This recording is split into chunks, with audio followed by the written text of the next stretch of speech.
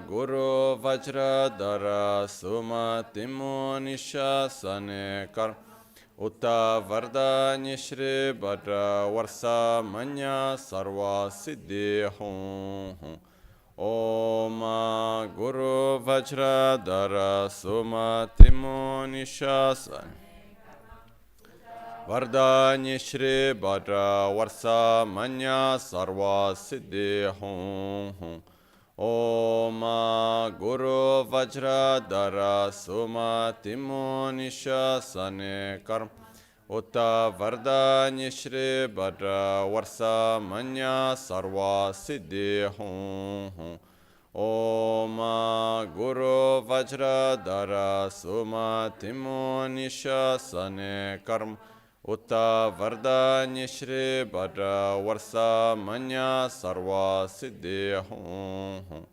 Om Guru Vajradhara Suma Timo Nishasane Kar Utta Vardanya Shri Bhadra Varsa Manya Sarva Siddhi Hum Om Guru Vajradhara Timo Nishasane Karma Uta Vardanya Shri Varsa Manya Sarva Siddhi Hum Om Guru Vajradhara Suma Timo Nishasane Kar Uta Vardanya Shri Bhadra Varsa Manya Sarva Siddhi Hum Om Guru Vajradhara Nishasane Karma Uta Vardanya Shri Bhadra Varsa Manya Sarva Siddhi Hum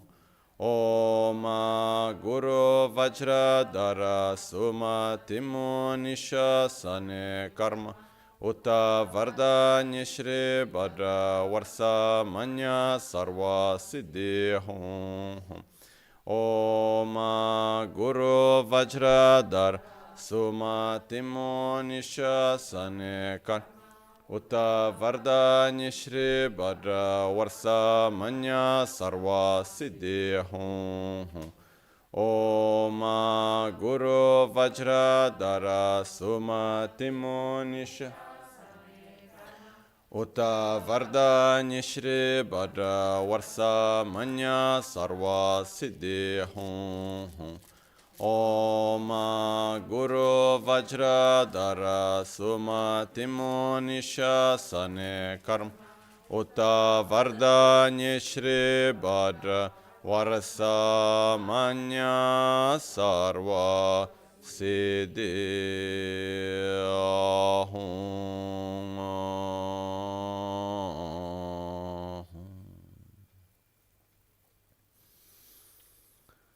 Dagi Chitsun Lama Tuche Che Nyamda Dala Tuche Siksu So Gebe Shesan Dala Tendo So Uyon Sunge Nawa Tsedu So Tsechi Ningne Sowa Debe Tse Dechen Korlo Viso Lekshune Yila Sambe Dede Malupa Gemel Hungi Drupra Jingilo Tsoni Sodan Dikdun Shape Tse Dunge Namke Yinsu Lekshune Lapchen Tsoni Yonsu Zobadan Chera Nyetun Chanra Jingelo Chancho Parge Ninsen Tukun Tu Nyu Peme Siudru Lekshune Chancho Drube Gegen Kunshishi Tungen Dela Drubra Jingelo Dagi Lona Chela Chopa Dan Chemi Samchura Ngemba Shiwa Dan Chedan Tumbe Dedun Malupa Beme Lungi Drubraj Dorna Tingne Tseraba Tamche Dan Techi Pardu Nekab Tamche Tu Rese Kyamne Lama Kele Me Tukche Chingi Dala Siksu Sol Gongyab Drewe Nyamda Dachala Jetsun Lame Tuche Rabgongne Kodan Sungi Nawa Dralme Tu NgalSo Nyongwe Kesan Tobrasho Kewa Kundu Yanda Lama Dan Drame Cheki Pela Longche Ching Sadan lamge yente rabzone dorje change kopa nyurto besho pakyoke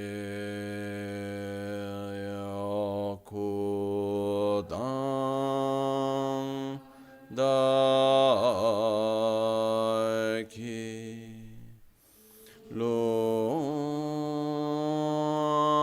pakyoke sondan daki pakyoke tudan daki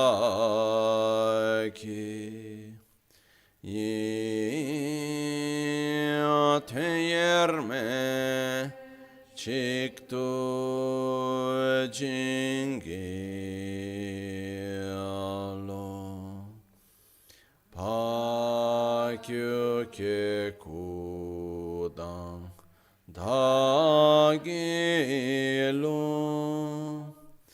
Pakyo Ke Sunda Dagingam Pakyo Ke Tudam Dagi Ten Yerme Chikto Chingilo Makyo Ke Kudam Dagilo Makyo Ke Sundan Dagina Makyo Ke Tudam Dagi Ten Yerme Chikto Jingilo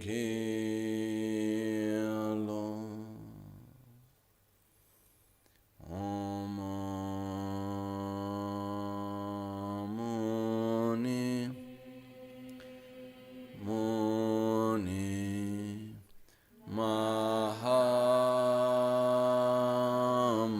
Mahamuni Shakyamuni Swaha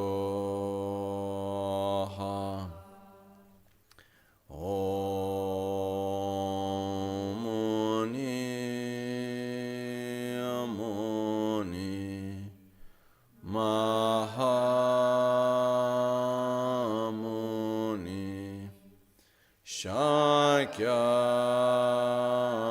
Shakyamuni Swaha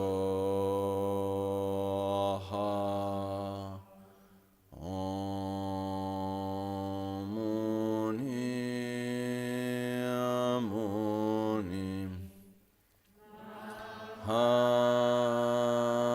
Hamuni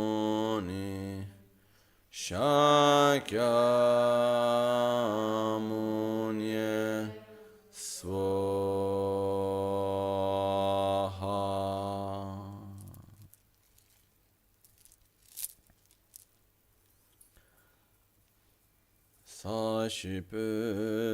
Sashipeki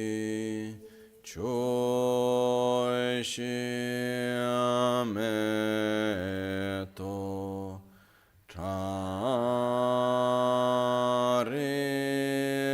Rabalingashi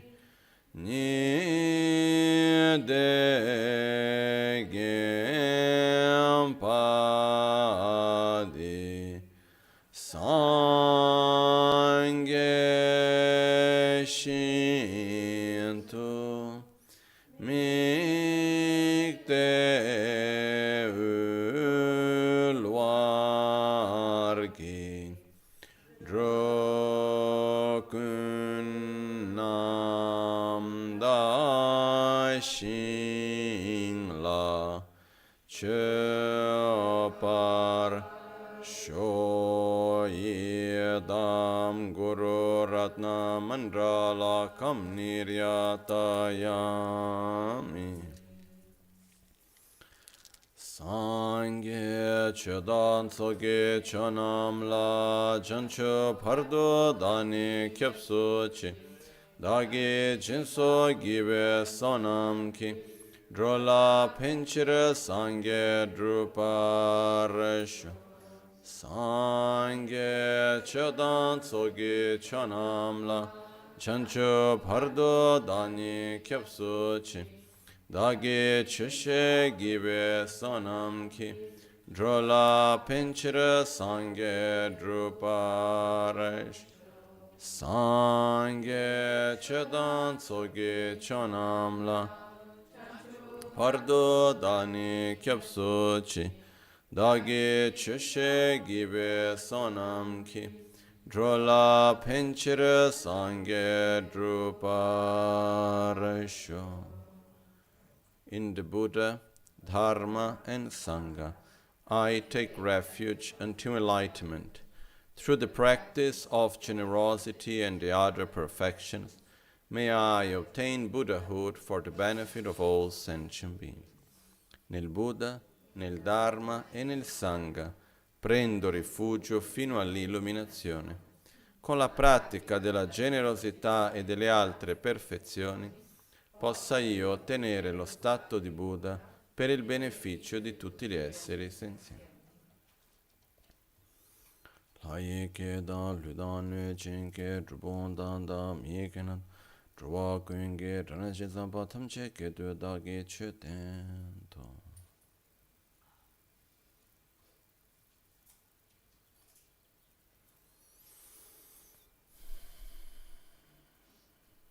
Buongiorno. Good morning.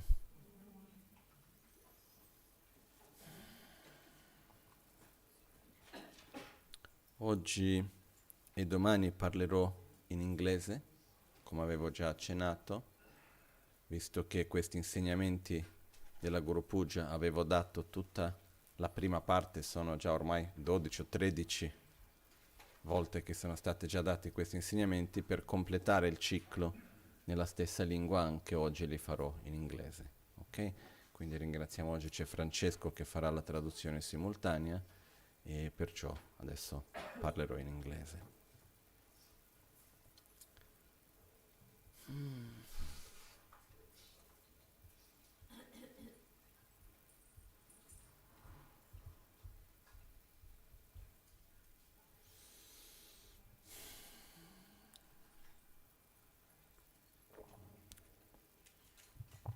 First of all, there is two very basic, let's call laws, or two very basic aspects of Buddha's teachings. Basic in the sense not simple, basic in the sense that are on the basis of everything else, which are really very important for all of us, and which are on the basis of all the practices that we follow, on all the meditations that we do, on everything. And it's very important to understand them, and understand that the structure and the reason and the way how we do all the sadhanas and the meditations and everything, it has a lot of, how to say, not logic is not the right word only, there is much more than that. There is a system behind. Okay? So the first one is what we call the law of cause and effect. And the second one is what we call interdependence. Okay, cause and effect is part of interdependence, but still we explain separately to give particular emphasis to it. Making it simple, we cannot experience a result if we have not accumulated the causes for it, if we have not created the causes for it. So it is fundamentally important that in the moment that we want to reach whatever type of result, first of all we need to accumulate the causes. We need to create the causes. Because when we talk about results, mainly here we are talking about states of consciousness. Here by results we are talking about, okay, feeling happy, feeling satisfied, having an inner state of peace, being able to develop more love, compassion, being able to have more wisdom. What we talk about the path of the Dharma, what is our ultimate objective? We call to become a Buddha in order to serve and help others to get out of suffering. And when we talk about becoming a Buddha, what does that mean in simple words?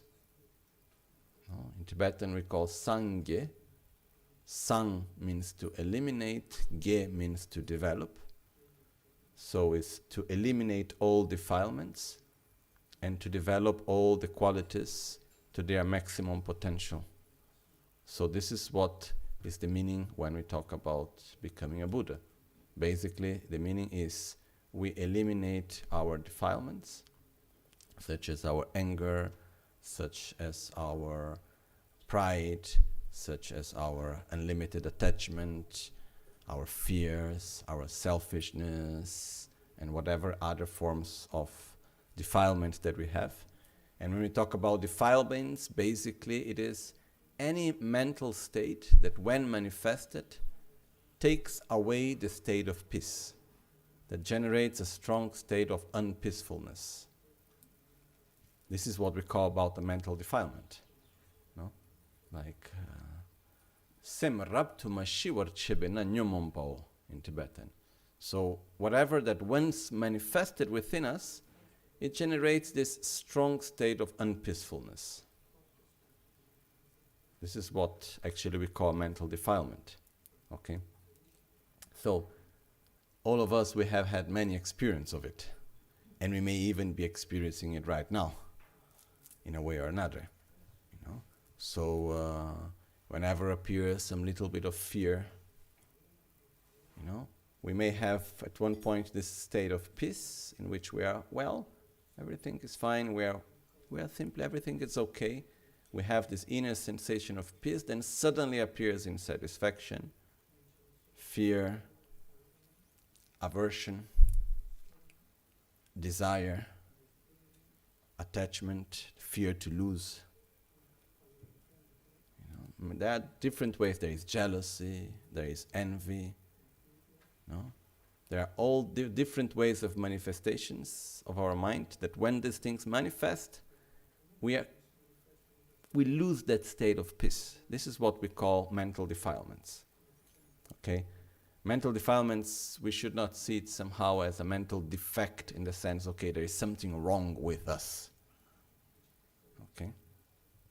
It's not like, let's say, okay, there is a factory default, like mistake, you know, like something, you were not made in the right way, you were wrong, or anything like that. Basically, what happens is that we have some states of mind that once manifested, they make us to feel uncomfortable. They take away our inner state of peace. That's how we define a mental state of so-called mental defilement. Again, it is always a difficulty for me with translations, because the words that we use, for example, as mental defilement, I have no idea what's the etymology of the word defilement and what we actually understand as defilement. Okay?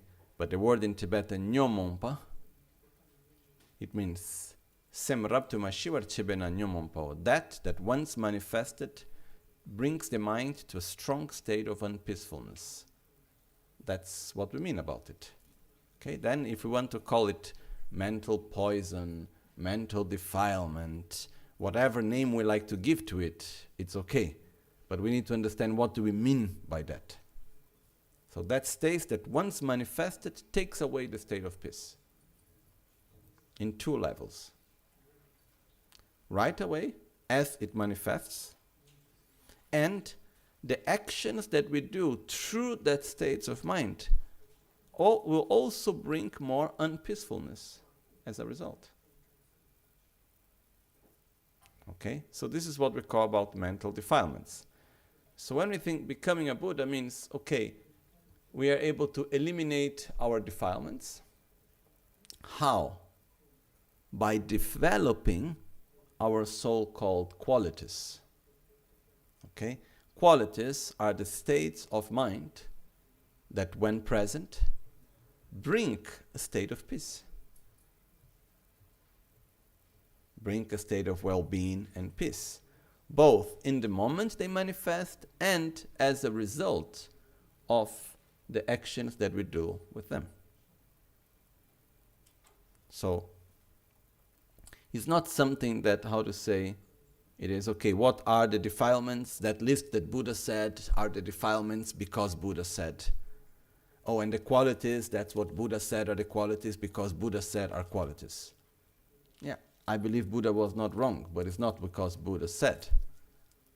The reason why they are defilements and the reason why they are qualities is because they take away the state of peace and because they bring the state of peace. That's why we call defilement, and that's why we call qualities. So, when we talk about becoming a Buddha, the meaning of that, in other words, is that by developing our qualities, we naturally take away the defilements. They are like light and darkness. No? If we have a room that is very dark, we can only take away the darkness by bringing light inside. We cannot move away the darkness trying to push the darkness away. No? So, for instance, if we have a lot of anger, we cannot take away the anger by pushing the anger away. If we have a lot of insatisfaction, we cannot eliminate the insatisfaction by pushing the insatisfaction away.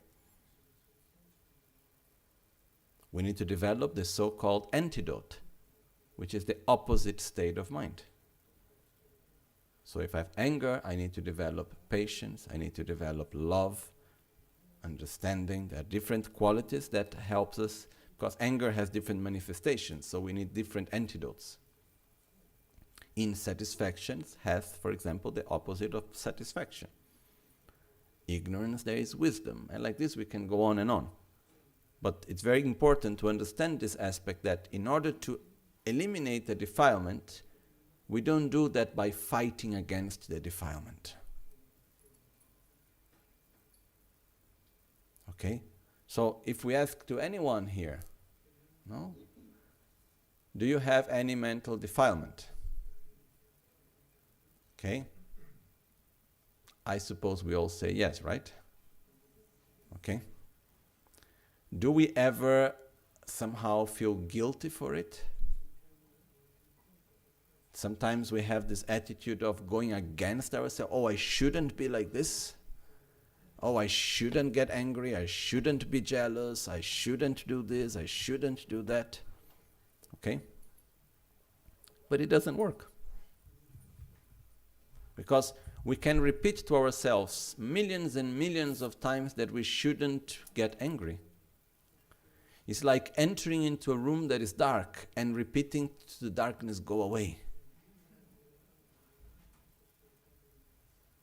Once we recognize, okay, I don't want the darkness, then what we need to do? Find ways to bring light. Once we understand that I don't want to get angry and anger is not good for me, then I need to find ways how to apply patience, how to develop love, comprehension, respect, understanding, and so on. That's where we need to put our energy, towards the antidote, not towards going against the defilement. Okay, I think it's quite clear this, no? But our very common attitude is that we don't look for the antidote. We try to go against the defilement. And I'm sorry if I put into these words, but sometimes, not always, but sometimes I have a feeling that we have the tendency to feel guilty of our own so-called defilements, and somehow to,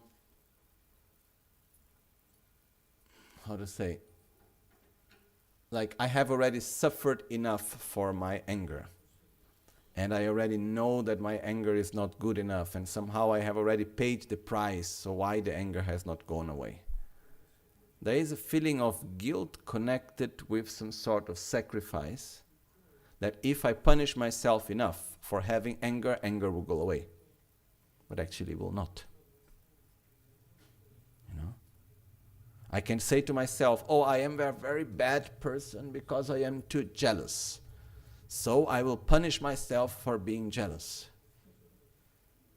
Does that take the jealousy away? No. It's just more suffering for myself.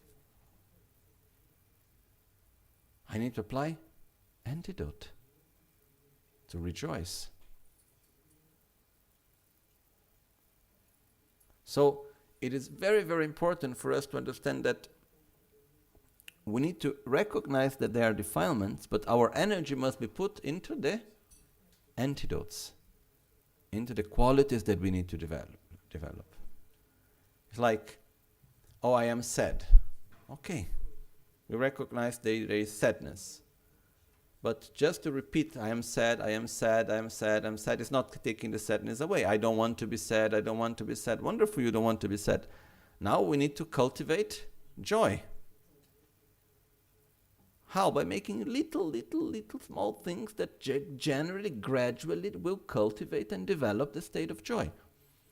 But we need to put the energy into the antidote and not remain into the defilement. Okay?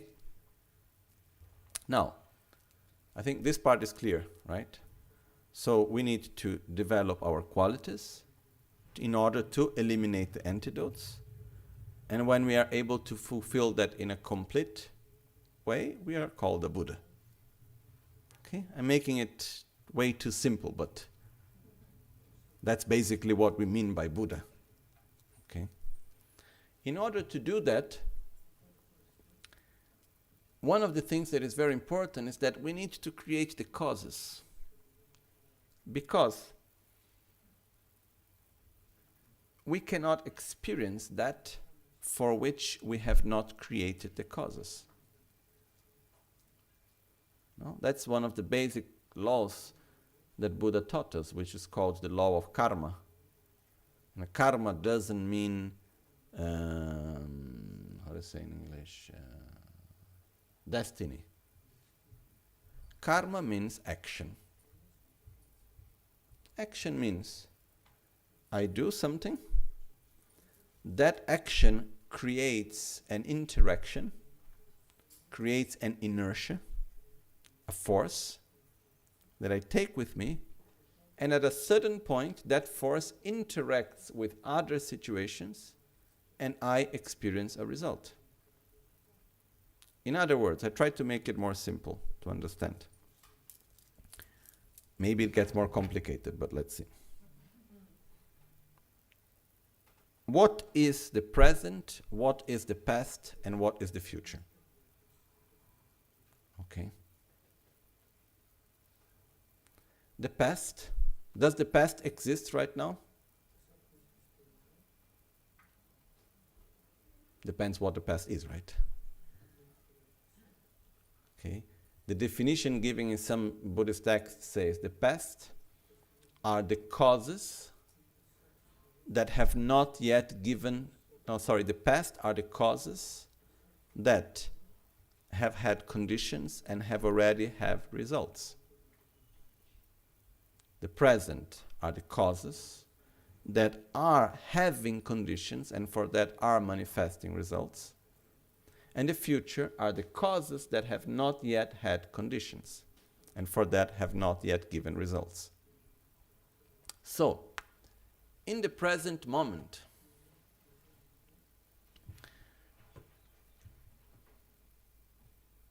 when we experience something in the present moment, that experience that we are having, what our experience of life, what we see, what we listen, what we feel, the emotions we have, our understanding of life, our perception of reality, everything that we are, in the present moment, does it exist independently of our choices, experiences, and interactions of the past?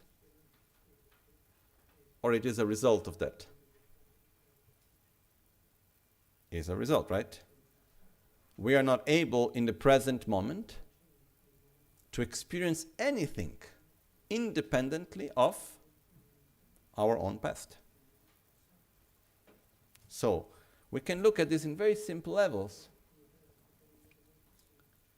When we meet a person,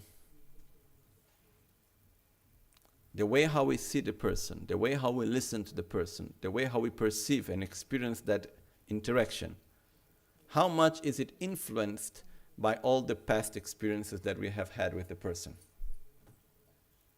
Totally. How much we are influenced by our culture, how much we are influenced by the education we receive, how much we are influenced by all the experience that we have accumulated in our life. Completely. This is clear, right? So our present is conditioned by all the experiences we have had in the past. Okay? So we imagine that everything that we have done in our life, and to be more precise, in our lives, including the ones before, comes towards us, we take it with us as a sort of inertia, as a force, which in Tibetan is called leginuba, which could be translated as karmic force. Okay? Because karma itself, it's already finished. Because karma itself is action. In the moment I say karma, I am acting, so I am generating karma. But in the moment that the action is finished, the karma is finished. What remains? The so-called karmic force. Okay? Which is a sort of inertia that comes from that action that we did. Okay? So right now, in our present, if we would look behind us, we have a lot of forces which are there, which are basically all the choices and interactions and thoughts and everything that we have had in our past. No? How much are we influenced by the experiences and choices we made when we were teenagers? Or when we were a small child? Or in other moments of life? A lot, right?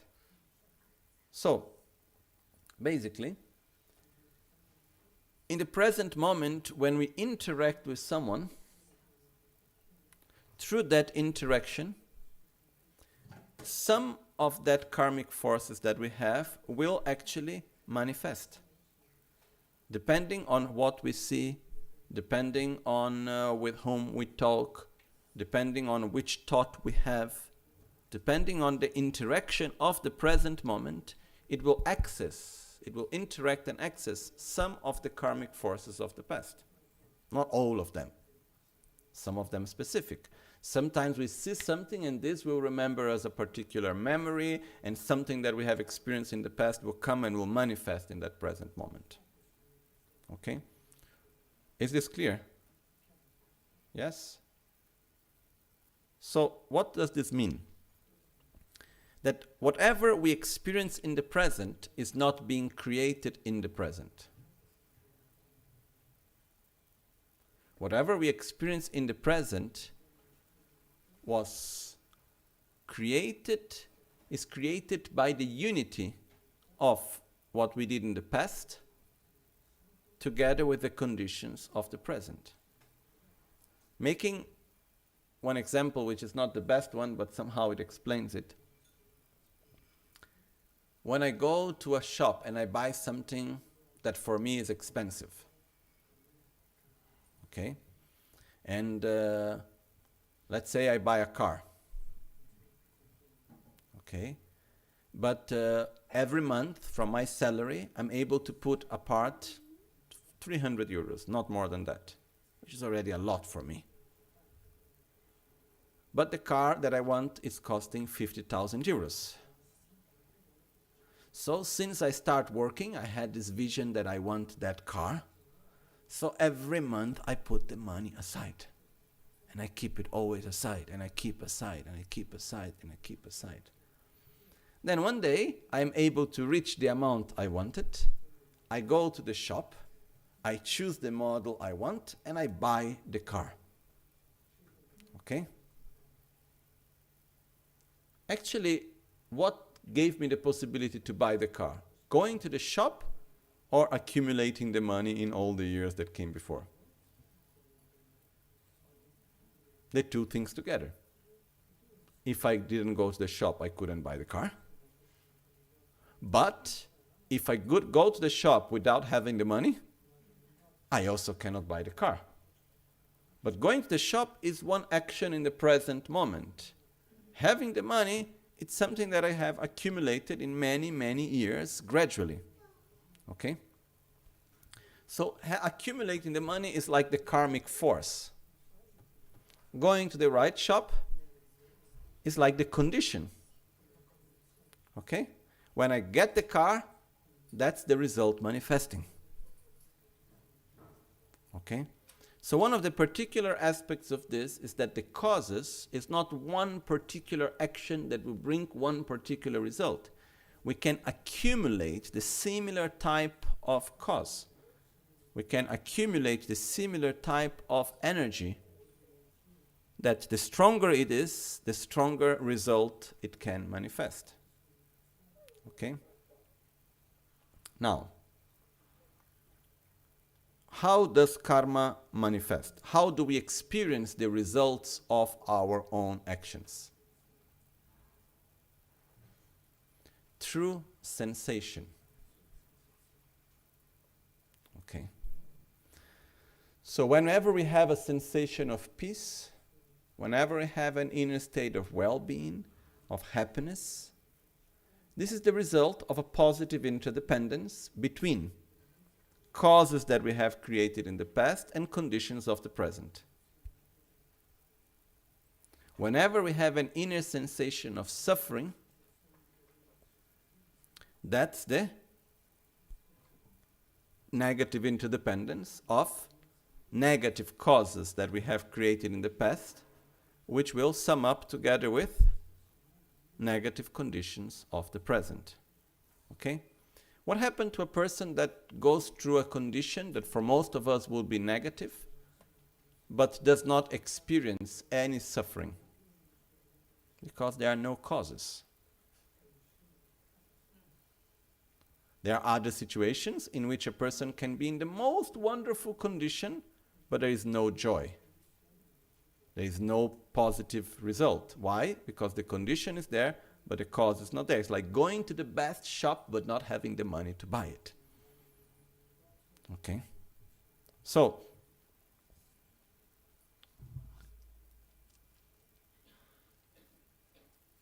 no, it's just remember me. Sorry I bring this example, but whenever we are, for example, in a situation of physical difficulty, no? This, for most of us, would bring which state of mind? Suffering, right? Or anything like that, no? And I remember I seen Rinpoche a few times in the life in states where his body was not so well. Especially in the last weeks before he passed away, no? But I never ever saw in all this period and in all these moments any manifestation of suffering. Never. Not in private, not in public, not in front of the nurses or the doctors or me or anyone else. Or when alone in the night sleeping, never, never, never, never. So for me, this is one example. Okay, the conditions are not good, but the causes are not there to suffer. So suffering will not manifest. Okay? So, what I want to say is that what we experience in the present is the sum of these two things. We have karmic forces that we bring with us. So many. Traumas that we have had, interactions that we did. There are many forces that we bring with us. Many from this life, which we feel stronger, and many from other lives, which are more subtle, but we also bring with us. Okay? This is called karmic forces, that we normally use the word karma. Oh, I have a good karma, I have a bad karma. Okay? Well, our interactions of the present are conditions. Conditions are of two types. Inner conditions and outer conditions. Inner conditions are our own thoughts, our own words, and our own actions. Inner conditions depend on us.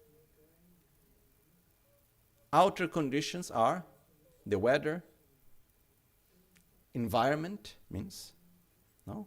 There can be an earthquake, there can be whatever, it's environment conditions, and other beings.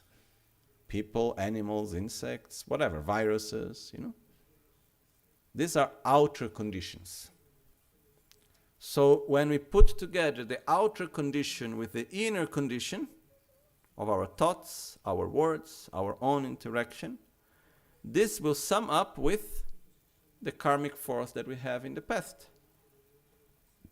And it will bring inevitable result. It will manifest into us in a state of consciousness, in a state of mind. We will feel or a state of peace, of joy, or we'll feel a state of anguish, of suffering, or anything like that. Okay? So,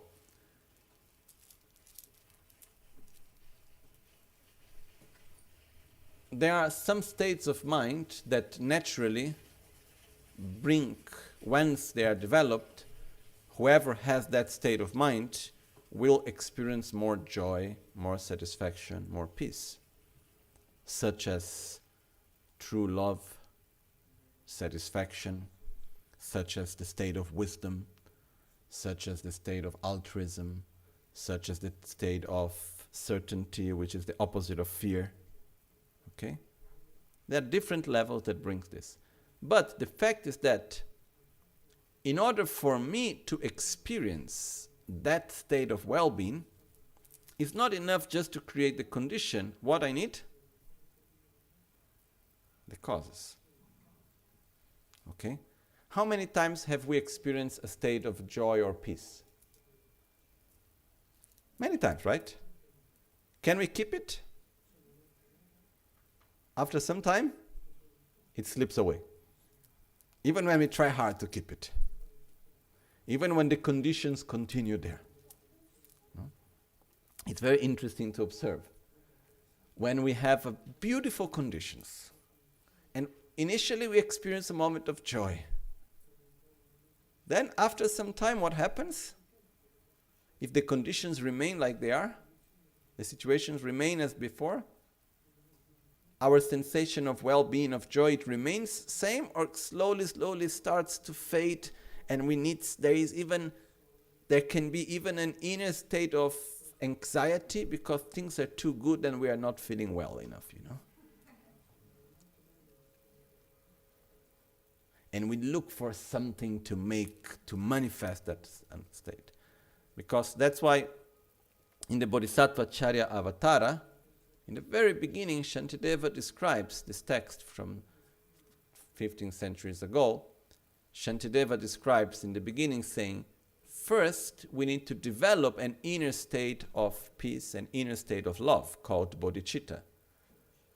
Once we develop that state of mind, the whole rest of the Bodhisattva Charyavatara, a good part of it is how to keep it, how to maintain it.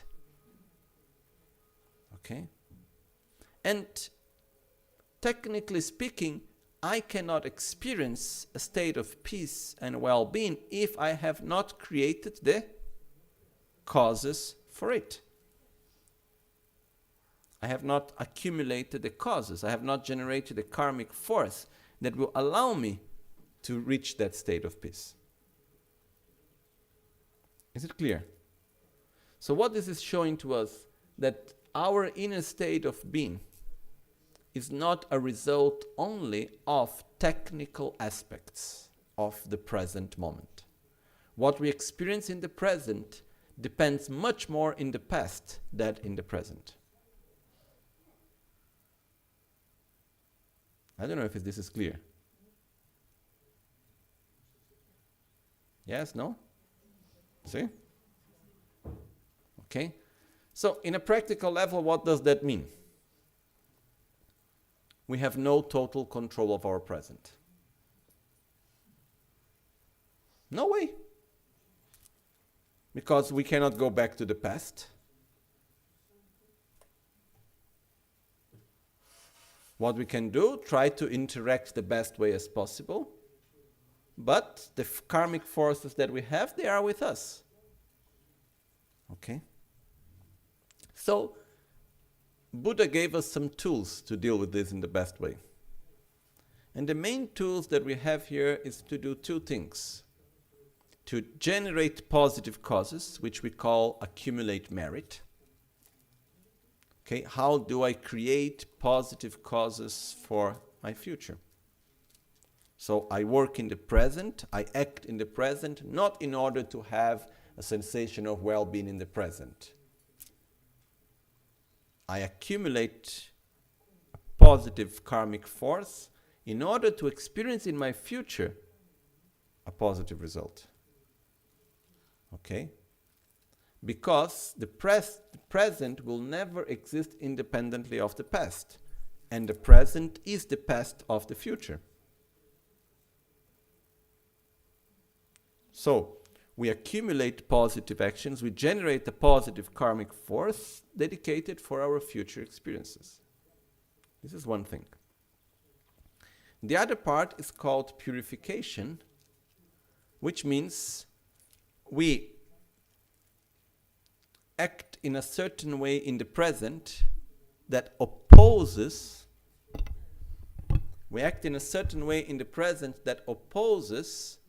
the negative karmic forces that we have generated in the past. Basically what happens is that any karmic force that we generate, it has some ways of interaction. For instance, if we regret of an action, we make that karmic force weaker. Okay? It doesn't matter anything that we have done in our past. If in a certain point we say, oh, I didn't do well, I should not have done that. This is what we mean by regret. Regret doesn't mean how bad I am. No. Regret means I openly admit, I openly recognize that that action should not have been done. It was a mistake. Okay? Whenever we recognize that anything that we did was a mistake, we are generating an action that opposes itself to the previous action. And this makes that karmic force to get weaker. So, if I do a beautiful action of helping someone, and then I don't get the reaction from the person as I expected, and then I say, oh, I should not have helped that person, what happens? I am opposing myself to the positive karmic force I created in the past. So that karmic force gets weaker. Okay? If at some point I recognize that, okay, I acted out of ignorance and I acted with anger and I should not have done that, that was not a right thing to do, that was not good, and so on. So I go back and I say, okay, that was not good. I am opposing myself to something which I did in the past which was not good. So naturally, I make that karmic force weaker. If I rejoice of an action, what happens? That karmic force becomes stronger. Okay? So this is one example of what we call the part of purification, which actually in the explanation of the Guru Puja we had a whole part of purification which we already went through before. So it's not the moment now to explain that. But what I want to get to, because I need to be careful not to go too far into this introduction,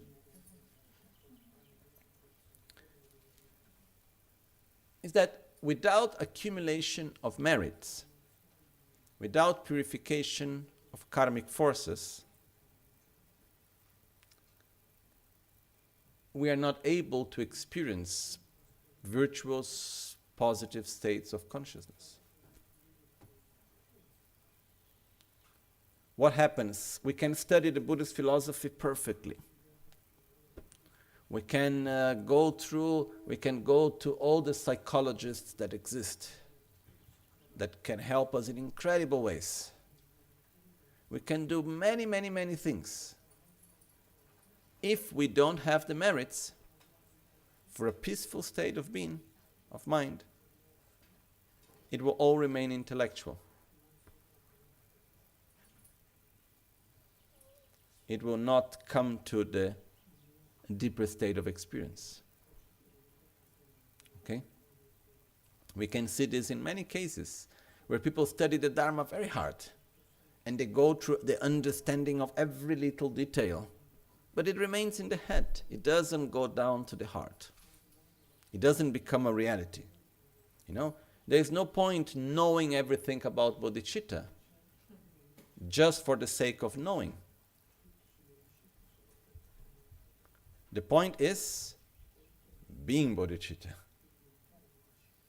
The point is having this incredible love for everyone and the determination to reach oneself Buddhahood to help them. That's the point. But we cannot reach these states of consciousness if we do not have the merits. Okay? So, this is one part, accumulation of merit and purification, which is really important. Another part is we need to familiarize ourselves with the antidotes. If we do not familiarize ourselves with the antidotes, it becomes difficult to accumulate positive karma and to change our own behavior, to change our own habits, and so on. Okay? So, putting it simple, we need to accumulate positive karmic force, eliminate the negative one, and on the other side, familiarize ourselves with our positive qualities, which normally we put it as familiarize ourselves with virtue. Okay? Now, how we do that? Okay, nice. Accumulate merit, purify negativities, familiarize yourself with virtue. How I do it? By doing a sadhana is one of the ways. The sadhanas are basically methods of practice that going through a process of visualization, of recitation, which means words, of thoughts, it will help us to accumulate merits, to purify our negativities, and to familiarize ourselves with virtue. This is one of the methods that are there. So for centuries, since the time of Buddha, Buddha gave us methods, and many of his disciples and later all his lineage holders up to now have been adapting and giving to us very valid methods for us to accumulate merit, to purify our own negativities, and to familiarize ourselves with virtue. I am oversimplifying it, okay? But to understand what is behind that. Because if once we understand this conceptually, then we ask, how do I do it? Because I like very much philosophy. I really enjoy it. No? And the other weekend, 2 weeks ago, when I was teaching about the Four Noble Truths, I was reading the book through which I studied it, and there were there all the 16 aspects of the Four Noble Truths and many other things. I really liked it. And it really gives me like the energy to say, okay, I want to enter and to share it and to debate and enter into the details of the whole philosophy, which is very important on a way. But it's not enough. No. Actually, what we need to understand, it's quite simple. The difficult part is not understanding. It's becoming. And how we do that? Not by understanding. Understanding also. But we need to familiarize ourselves with it. We need to gradually do things that help us to become wisdom, compassion, stability, concentration, generosity, and so on. And one of the parts necessary for that is accumulation of merit and purification. Okay? So, how do we do accumulation of merits?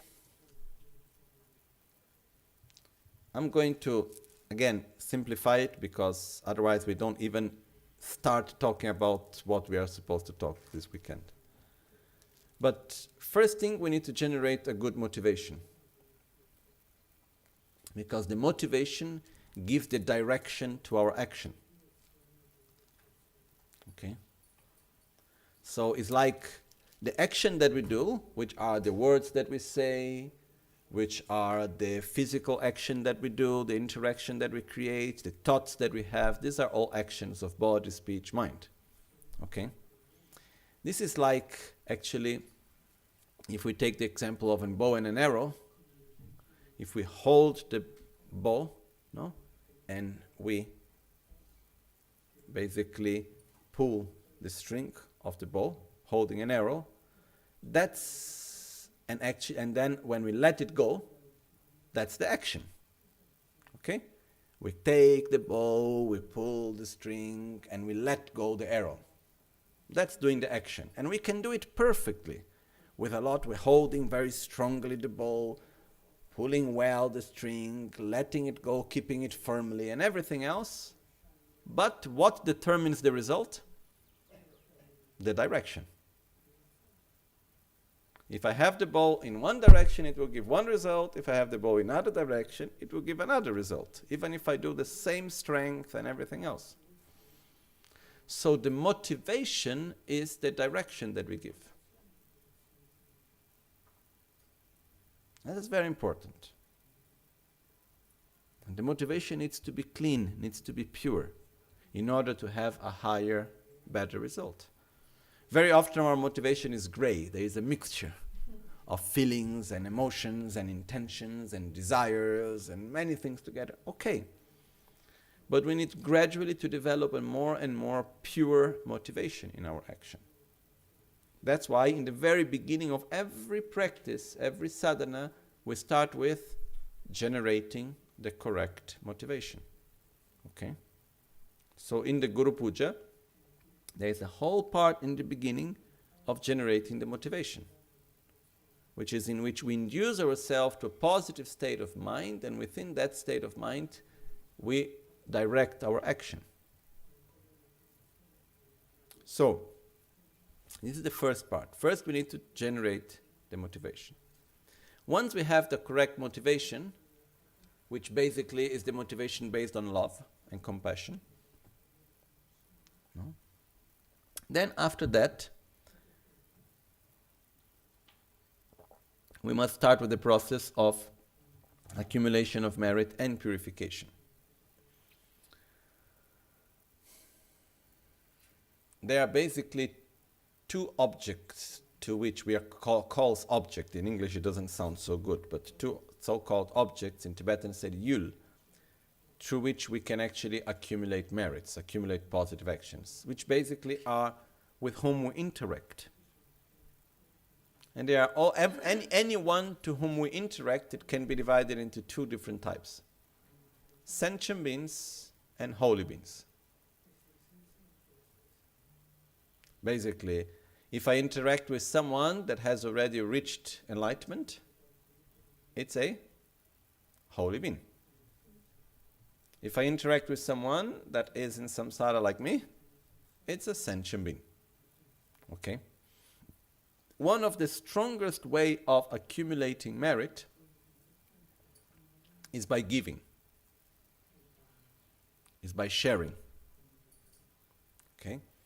That's also why from the 6 perfections, the 6 qualities to perfect, the 6 paramitas, the first one is generosity, because by perfecting generosity, this gives us the karmic force to be able to develop the other qualities. If we do not perfect generosity, we will not have the karmic force to develop morality, patience, and everything else. That's why we start with generosity, because by giving, we generate a very strong positive karmic force. Okay? By giving love, by giving materially, and so on. And one interesting thing is that where does giving start? Where does the act of giving truly happen? In the mind. It's in our intention. Okay? So, basically, even the act of giving, done only through visualization, it is an act of giving. Okay? And this is one point which I just want to make clear in the beginning, that for our mind, what we experience directly through our senses and what we imagine, visualize, for our mind it doesn't make much difference. Actually, it is said that it makes no difference. Normally I tend to say it doesn't make much difference. Depends the quality of our imagination. No? That's why even in science fiction films, more and more there are these things about virtual reality, which is not so much science fiction anymore. But when we have a dream, and in the dream we go to a place and we meet a person and we eat something nice and we have a beautiful experience, and we wake up, during the dream, did we experience that as real or not? Yes. And we may still have the feeling that it happened. Okay? Similar to that, if our senses are stimulated to imagine something and to perceive something, we experience it as if it happens. You know, we can give some very, very basic examples of that even. Now it's maybe a little bit early, not so much, but if we start to make a visualization of a pizza, okay, or any food you like the most, does it bring any effect to the mind, to the body? Do we start to feel the mouth watering, and suddenly, you know, our digestive system starts to work and we feel movements inside, or not? Yes. Okay? So basically, our visualization is an incredibly powerful tool. Especially because to change our behavior, it's not enough to understand, we need to experience. Okay? And one thing is to think that I need to be generous, I need to give things to others. This I am thinking. When I visualize and I imagine that I am there in front of those that have the need, I am actually doing it, it's an experience that I'm having. This doesn't take away the importance of sharing and giving physically in our physical material world. This part is very important. But we cannot expect from ourselves to be a very generous person in our daily actions if we are not familiarized with that feeling, with that quality. So we develop it first through visualization, and then after it will naturally manifest also in our daily actions. Okay? But what the point is that the power of visualization is incredibly big, it's incredibly strong. So in the sadhanas such as the Guru Puja, we will invite the holy beings and the sentient beings, and we will share with them. We will help the sentient beings, we will make offerings to the holy beings, we connect ourselves with the sacred qualities, with the holy qualities, we connect ourselves with what is sacred, which means the personification of our own qualities developed at their maximum potential. When we connect ourselves to Guru Buddha, which is the manifestation of what is pure and holy and sacred, we are connecting ourselves to our own potential, to our own qualities. Okay? So what we need to do, what we do through these practices is that we connect ourselves with these two aspects. One, connecting to sentient beings, other connecting to holy beings. And whenever we connect to sentient beings, we are developing love, compassion, generosity. Through that, we generate positive karma, positive karmic force. And whenever we connect to the holy beings, it's not a matter of asking the gods to come here and help us and to do something for us. It's a matter of, there are holy beings which exists independently of our own visualization. I truly believe in it. Because whenever anyone dies, there is continuity after death. And what happened to an enlightened being? When he dies, he ceases to exist or he continues to exist? Continues. So, holy beings do exist and they don't need necessarily to be in a physical body. Okay? But when we connect to the holy beings, we are also connecting to our own potential and to the qualities that we want to familiarize ourselves with. So in the sadhana, we have the whole process of making offerings to the holy beings, helping and supporting all the sentient beings. And through that, we generate this inner state of generosity. And it's a very powerful method, actually, to accumulate positive karma. Because one of the main tools for accumulating positive karma is love, compassion, and generosity. And also giving. Giving, when we give to a holy being, it's called an act of offering.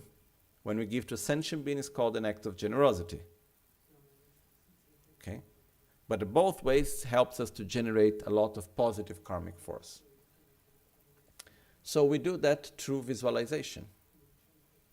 And this is one of the parts that we have in the whole Guru Puja, that we have already gone through it in the past, when it was, the last winter course, right? Not all. We went through all this first part, yes, all whole offerings and purification and all of that, no? So, I just wanted to explain this part first before entering into the part where we are now. Because in our Western culture, we have difficulties doing things if we do not have at least, if we do, we have difficulty doing things if we do not believe that we have understood it at least.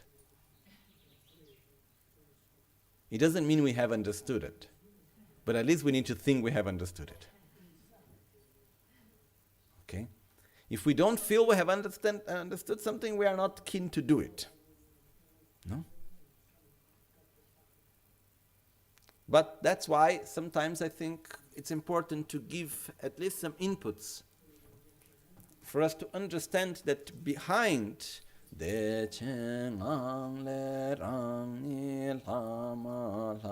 all the recitation and the visualization and the mudras and all of that, there is a very stable and strong system to help us to develop positive karma, eliminate negative karma, and to familiarize ourselves with virtue. Okay? And we need methods for that. So the sadhanas, the practice such as the Guru Pujas, any practice of Guru Yoga, is a method, is a tool that we need to use. Okay? Now, all these practices, they are divided into preliminary parts, preparation, the actual practice, and the conclusion. In the practice of the Guru Yoga, one of the parts which regards the preliminary practices, it's what we start. There is the whole part of bringing ourselves to a state of calm and peace, generating the motivation, preparing the offerings, visualizing the field of merit and the sentient beings. There are two fields of merits, holy beings and sentient beings. We visualize both. Then there is the part of doing the 7 limb prayers, which is we do prostrations, offerings, we purify the negative actions, We rejoice about the positive actions. We request the teachings of the Dharma. We request Guru Buddha to remain with us until the end of samsara. We dedicate our merits. And then we have the part in which we request the blessings. Okay?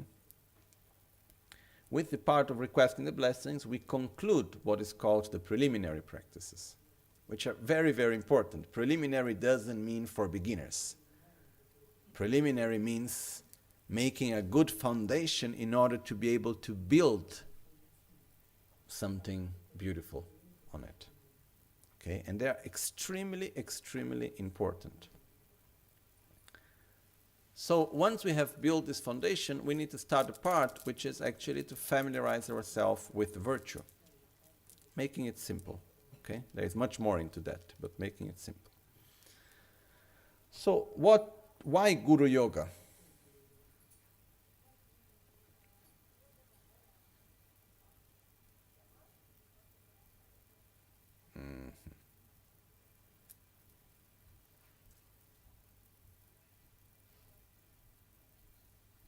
One of the fundamental aspects is for us to believe in ourselves. Which doesn't mean to feel we are the best. To believe in ourselves means I can become a Buddha. Which means I can overcome my jealousy, my anger, my insatisfaction, my fear, and all that I have, that I know and that I don't know, that I see and that I don't see, by developing my own qualities. The qualities that I know and the qualities that I don't know that I still can develop. I can do it. I am interdependent. It is possible. If I do the right interaction, if I go in the right way, it is possible. Okay? But in order to do that, one of the very important aspects is that I need to connect myself with the qualities that I want to develop. In other words, I need to connect with a role model, if we want to simplify it. If we use another words, we need somehow to tune to the right frequency. We need to recognize these qualities and say, okay, that's what I want to become. That's where I need to go. That's what I need to do. Okay?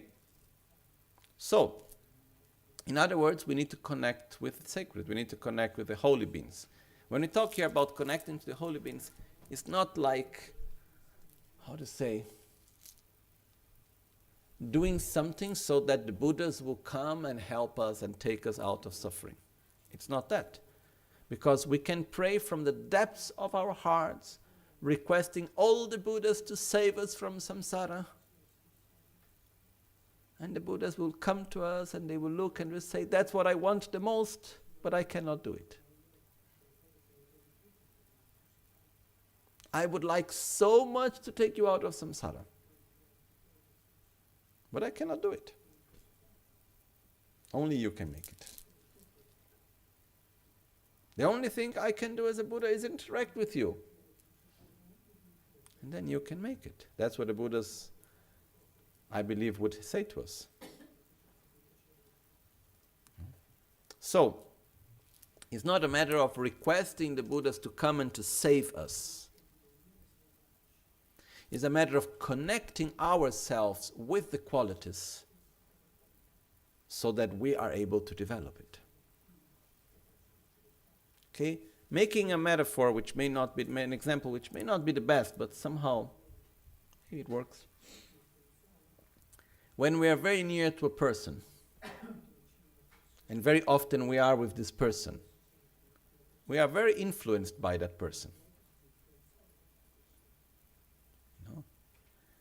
Another example, one of the most incredible qualities of Rinpoche was that it was enough just to be by his presence. There was no need to talk. And we could feel that we will get more peaceful, and we will feel better, and will be influenced just by his presence. I have this with different masters. No? Rinpoche was a perfect example of it. No? So, when we connect to someone that has particular qualities, somehow we allow ourselves to develop that qualities. You know, in science there is one term which is called the mirror neurons. No? In Italian I think it's neuroni specchio.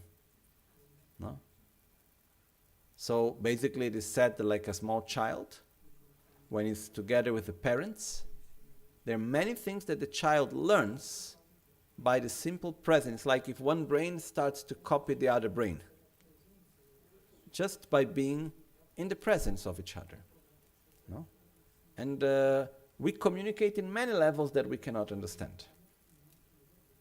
Okay?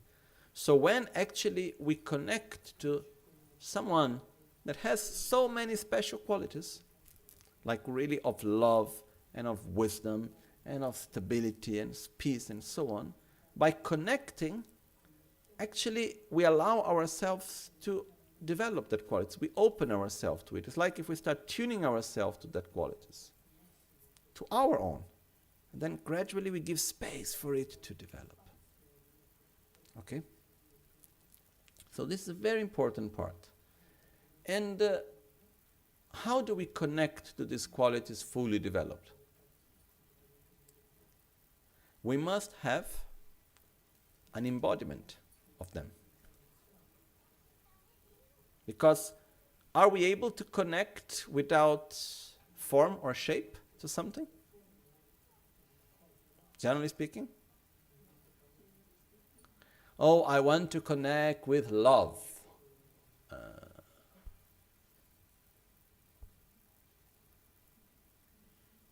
How I do? I want to connect with wisdom. Okay, wisdom, come here. Where are you? No. Or I try to connect with my own wisdom, but that's not really what I want to connect with. I want something more, better. So we are made of bone and flesh. We relate to existence through our own 5 senses, plus the sense of mind, 6 senses. So we must interact through our senses. We relate ourselves through form and shape and sound and smell and touch and images. That's how we relate. So we must connect ourselves to an embodiment of love, to an embodiment of wisdom, to an embodiment of peace, in order to connect ourselves with that qualities also.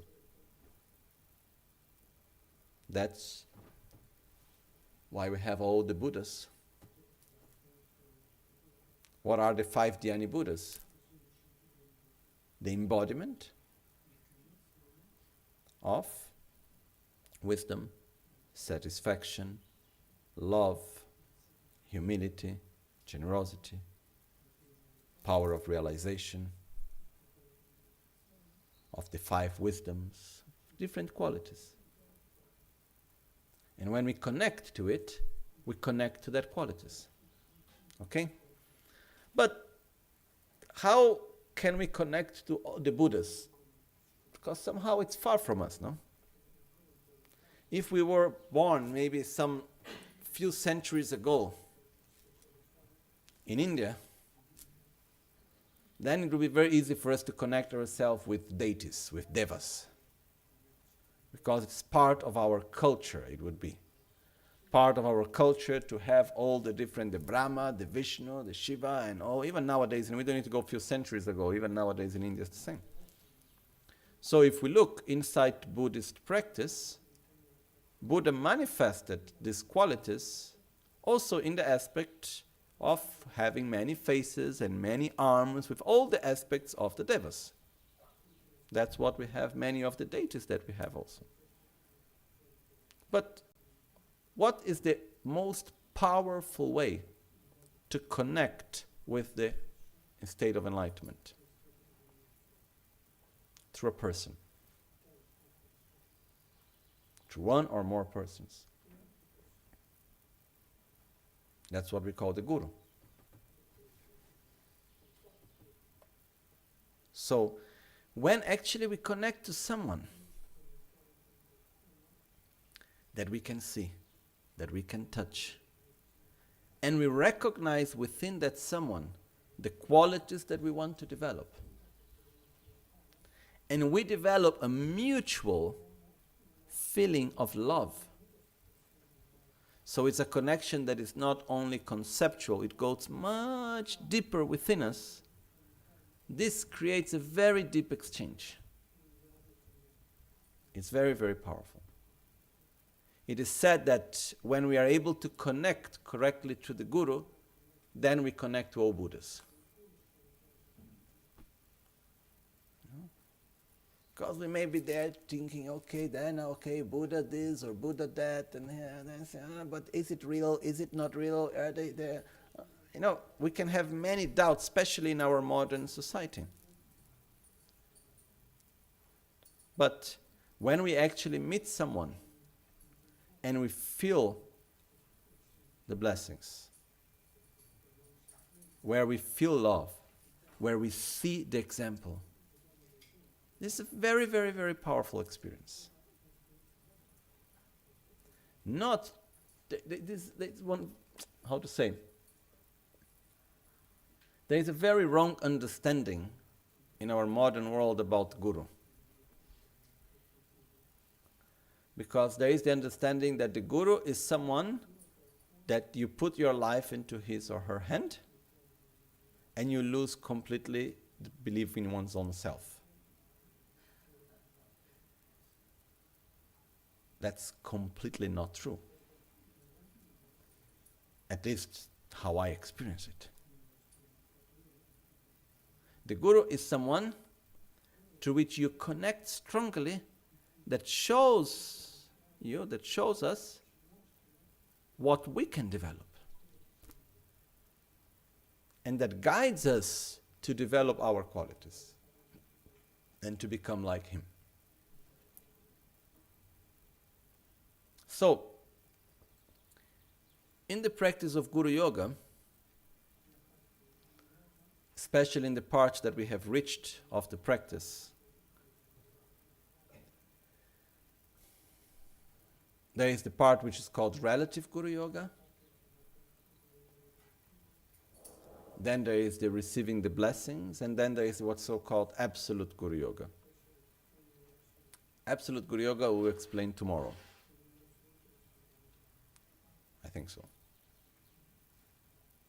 The relative Guru Yoga, it's basically the first part of generating bodhicitta. Is the first part of making offerings and prostrations and accumulating, cultivating respect, gratitude, faith, accumulating merits, purifying the negativities, and then requesting the blessings. Okay?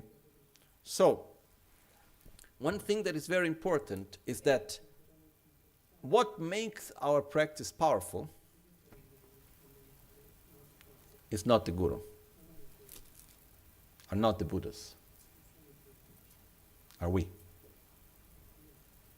We are the ones that can make our practice powerful. Which means, what I want to say by that, like a Buddha, someone that has this incredible compassion, have the same level of compassion towards one or another. He is there to give the blessings in the same way to one and another. It's like a very powerful radio signal, no? Like Radio Maria in Italy. Okay? That everywhere it reaches, it's there. Then it depends on us if we are able to tune well or not. If we tune well the radio, then we can get the signal beautifully. If we don't tune well the radio, the signal is there, but we cannot get it. Okay? So, what is the important thing here? With what do we need to connect? With the sacred, which means with the embodiment of love, of wisdom, with so-called Buddhas, which we call Guru Buddha, which means the Buddhas that manifest through the aspect of the Guru. Because it is something very powerful and very interesting that Buddha Shakyamuni in his teachings, he never put, at least from what I saw, he never put the aspect of, okay, all my future generations of disciples need to connect to me and I am the only one that will help you and will do this or that. Buddha said, I will be present to each and every one that would like to follow my teachings through the teachers that will be, through the masters, through the spiritual guides that will be giving the teachings, that will be guiding them. And one of the very important aspects is this relationship of love that is beyond concept, which is something that it takes time to develop. It's not something obvious, but not so difficult either. Okay? But it's something that it goes beyond words, that we can generate this strong connection. But it's important to remember that the Guru is there to guide us, to show us the path. And one of the ways of guiding us and showing us the path is by showing us what we need to develop, by showing us the qualities that we can connect with. Okay? So, one of the parts of the practice of Guru Yoga, without which the practice of Guru Yoga cannot really work, is we must see Guru Buddha purely. And I was reading this morning a little bit the commentary of the Guru Puja. The part which we are going to see, which is the part which we say, Kyonye Lama Kyonye Yidam. No? And in that part, it was saying very clearly how much blessings one receives from the practice of Guru Yoga does not depend on how of the qualities of one's own Guru. When we make prayer requests to our own Guru, what determines actually the blessings that we receive are not the power of the Guru, like, oh, my Guru is more powerful than yours, so I have more blessings. It's mainly the qualities of our own faith, of our own connection, of how we relate to. That's what makes a big, big difference.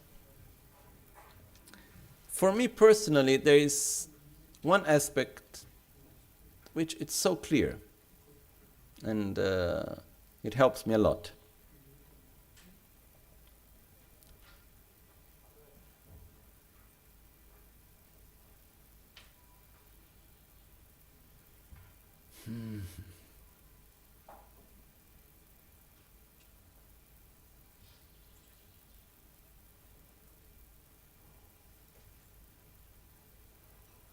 We cannot see.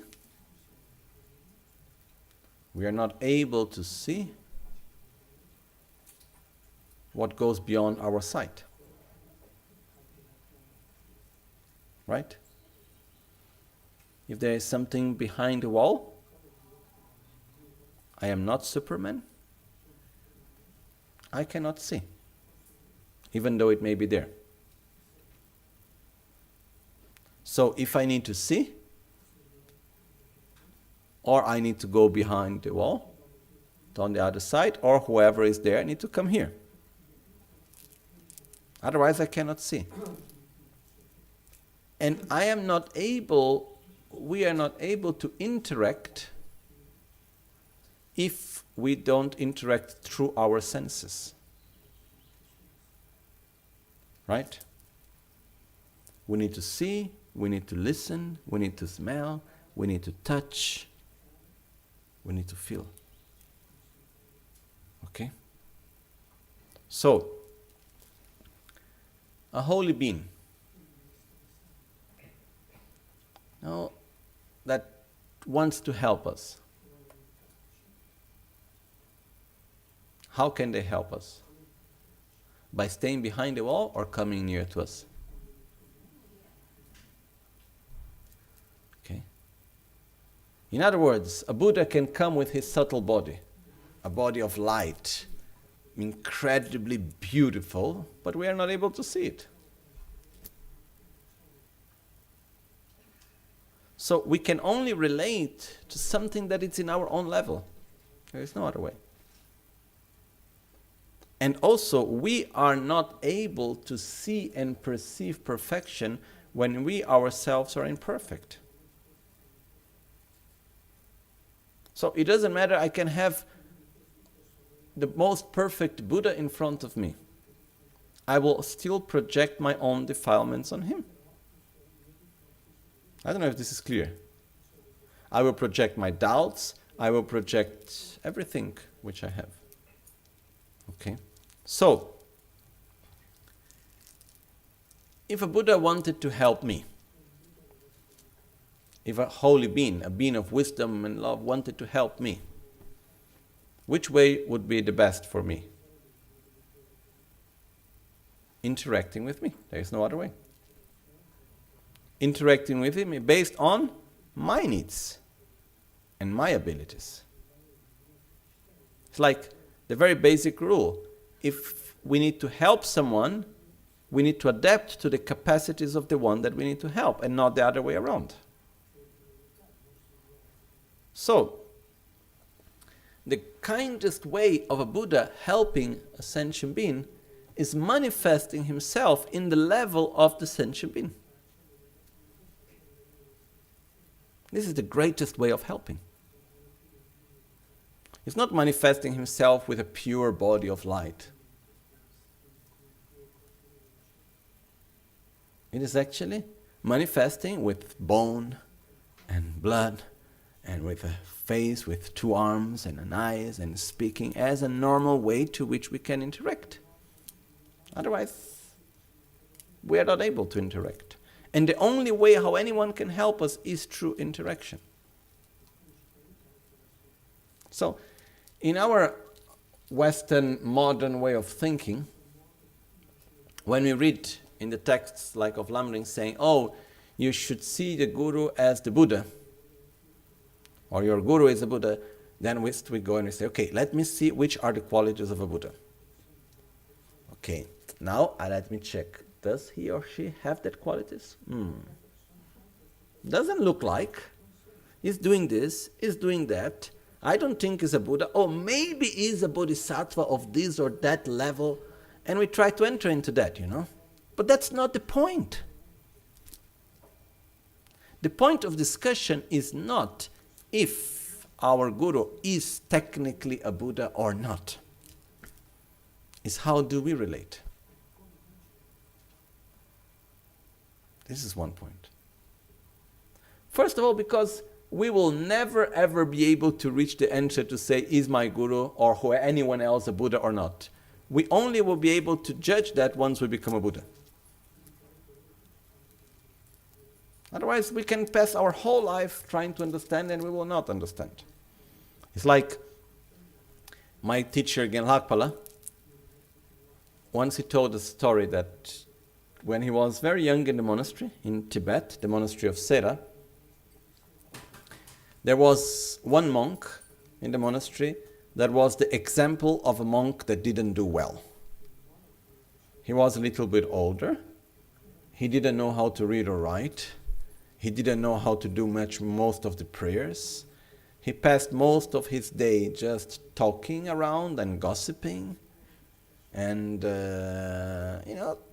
so when the kids were small and other people were a little bit making fun of him, so when he was very small and he would go to his teachers that would tell him to study, sometimes his teachers say, look, study well, otherwise you become like him. Like that old monk that didn't go well, Study well, otherwise you will become like him. I don't remember his name now. My teacher told me his name, but I never remembered it actually. So he said, okay, you need to study well, otherwise you become like him. So he grew up for a few years with this example. One day, this monk that was the example of the monk that didn't go well, he went to one of his, not exactly disciple, but in the monasteries, every younger monk have an elder monk that is responsible for him. Okay, so it's not actually his disciple, but it's the elder monk. He has an elder monk. He had a younger monk of whom he was responsible. And so he told him, he said, okay, today, from today on, for 3 days, you don't bring me more water, you don't bring me food, and you don't bring me firewood, because I'm going to die. And the young monk thought, okay, he said afterwards, okay, I thought that he was making a joke, like he always used to do many jokes. And for me, it was more comfortable. I didn't need to go to bring water and so on. I was free for 3 days. That's good. Free of my duties for 3 days. So, after 3 days, there he came to him, and he found this old monk seated perfectly cross-legged in meditation, dead. In front of him, he had everything necessary for the cremation, not to give trouble to anyone. And he was there, and he stayed for a long time in this deep state of meditation, in the process of what's called meditation in clear light, in the moment of death, which is one of the greatest signs of spiritual realization. Only very highly realized practitioners are able to do that. So everyone was shocked, because their whole lives they were looking at that man and saying, oh, look at him, he doesn't know how to read or write, he's this, he's that, and he was much more advanced than all the others put together. Something similar to this happened 2-3 years ago in south of India, in the monastery of Serpom, where there was one older monk. He was also not like the example of the greatest practitioner. Some of them even used to call him Dimakara, which in the Indian language, I don't know if it's Hindi or Kannada, means the cuckoo, the crazy one. And when he died, he stayed in this deep state of meditation for something like at least 4 or 5 weeks or something like that. Like it is very uncommon for that to happen. And it's a very high level, it's a sign of a very high level of spiritual realization. So this is 2 examples. One that my teacher told me when he was small, and one that happened not very few years ago, that shocked the people around, but was an example that say, we never know who we have in front of us, truly. We never know. We don't know who is in front of us, because it can be someone with incredible qualities that don't manifest them, or manifest them but we are not able to see them. Okay? So, the point is that my own ability of judgment is not good enough to say who is a Buddha, who is not a Buddha. I personally don't have that quality. But I see in our own Western modern mentality that we have the tendency to judge and to check and to see, oh, he did this, maybe he's not a Buddha. Oh, I saw that, that means he's not a Buddha. Or I said this and that. But that's not the point. The point is for us to connect with what is pure and sacred. So, if we make a simple question, if a Buddha would manifest to help me, how would he manifest? Which would be the best way to manifest? For me, as much as I think, I cannot find a better way than my gurus, how they manifest.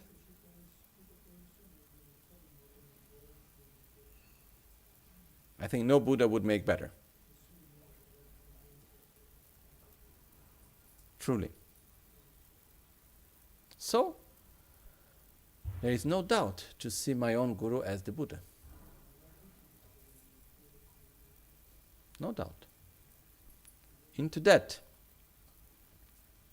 we connect through the Guru, to all the Buddhas, to all the holy beings. But the most important thing is that when we talk about the Guru, we are not talking about a person. We are talking about love. the embodiment of love. We're talking about the embodiment of patience. We're talking about the embodiment of wisdom. We're talking about the embodiment of stability, of equanimity, of the qualities that we want to develop. That's what we need to connect with. That's very, very important for us. Because if we don't have someone, something that is the embodiment of these qualities for us to connect with, we will connect only with what we already have and what we already know, and it's not enough. I don't know, is this clear for us? So, in the practice of Guru Yoga, what we are doing when we request the blessings is that we are connecting more and more to the Guru as being inseparable, what we call to Guru Buddha, as being inseparable of all the Buddhas and to these beautiful qualities. Not as a way of putting ourselves far away and asking, oh, please help me because I am nothing. What we are saying is that, please interact with me so that I can become like you.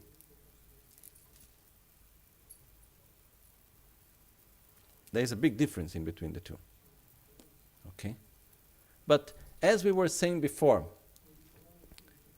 for example, many times when I was in the presence of Rinpoche or of other masters such as Geshe Shewanchuk, or as in the presence of present master Kyabche Trichan Chodo Rinpoche, or in the presence of my master in Tibet, Kachin Losam Pinso Rinpoche, or different masters which I had incredible opportunity to meet. Kanchen Rinpoche was a perfect example. By being in their presence, naturally, it brings this state of peace, of well-being. So we connect to these so-called qualities. And it's very clear in the teachings, like the commentary of the Guru Puja. Once we are in the physical presence of our Guru, that's the actual practice of Guru Yoga. The practice of Guru Yoga is not done in the visualization when we have it in front of us physically. Okay? But when we are not physically in front of our Guru, then we connect through the visualization, and then we are really able to receive the blessings. We can connect very well with that. And through that moment, as we request the blessings, as we open our mind and we connect, we can develop that same or even stronger state of well-being as when we are in the physical presence of the Guru. This is something that is very powerful once we start really developing more and more. No? I remember one time Rinpoche telling me, he said, oh yes, my Guru died, but I have never been for a moment far away of his presence. He was saying, his presence is with me in the same way as if I was on his side physically or many years after he passed away. It makes no difference at all by being in his presence with me. And this is something that even like in this particular moment in which Rinpoche have passed away not so long ago, many people have experiencing feeling the presence of Rinpoche, for example. And one of the objectives of the practice such as Guru Yoga is actually to connect to this holy energy in order to not only to feel the presence, but to benefit from that presence. Because that will allow us to connect and to familiarize ourselves with the virtues and the positive qualities that we want to develop. Okay? So, when we talk about the Guru is the embodiment of all the qualities that we want to develop, manifested in a way that we are able to relate and interact. Then, in the practice, what we will do is we'll open ourselves to receive that blessings, which means we open ourselves to connect with that qualities in order for us to develop them within ourselves. But one of the main things for me when doing this part is like if we are somehow synchronizing ourselves It's a way of being in the presence in order to be able to receive the blessings, which is to be able to interact with the holy beings in order to become like them. Okay? And it's a beautiful way also because we familiarize with the virtue through Guru Buddha. That's the first part. And after we familiarize with the virtue by becoming inseparable of Guru Buddha, by becoming ourselves that qualities. That's the part of what we call the absolute Guru Yoga that comes afterwards. But first we need to connect with that. We need to connect with the Buddha in order to become a Buddha ourselves. Okay? And we talk about Buddha is not just the historical Buddha Shakyamuni, it's only any being that have reached the state of enlightenment. It's this quality is fully developed and we need to connect with it. Okay? Otherwise it remains just intellectual. Okay? And this is what we do in the practice of Guru Yoga also. Okay? So, is it clear what we have seen up to now? It's something that we need to experience. Okay? So, in the sadhana of the Guru Puja, we have reached the part which is verse number, I don't know, but the text says, Kyonyi lama kyonyi idam kyonyi kandro chogyonte tengne sonte chanchu pardu kyomin kyabshi mitsulwe didam bardu chimetarian tuche chagyu sungsola sishi jigdro ngodro kunzo tenge trozo pajo sung. Okay, verse number 53. If someone can just get me one Guru Puja, there is one here.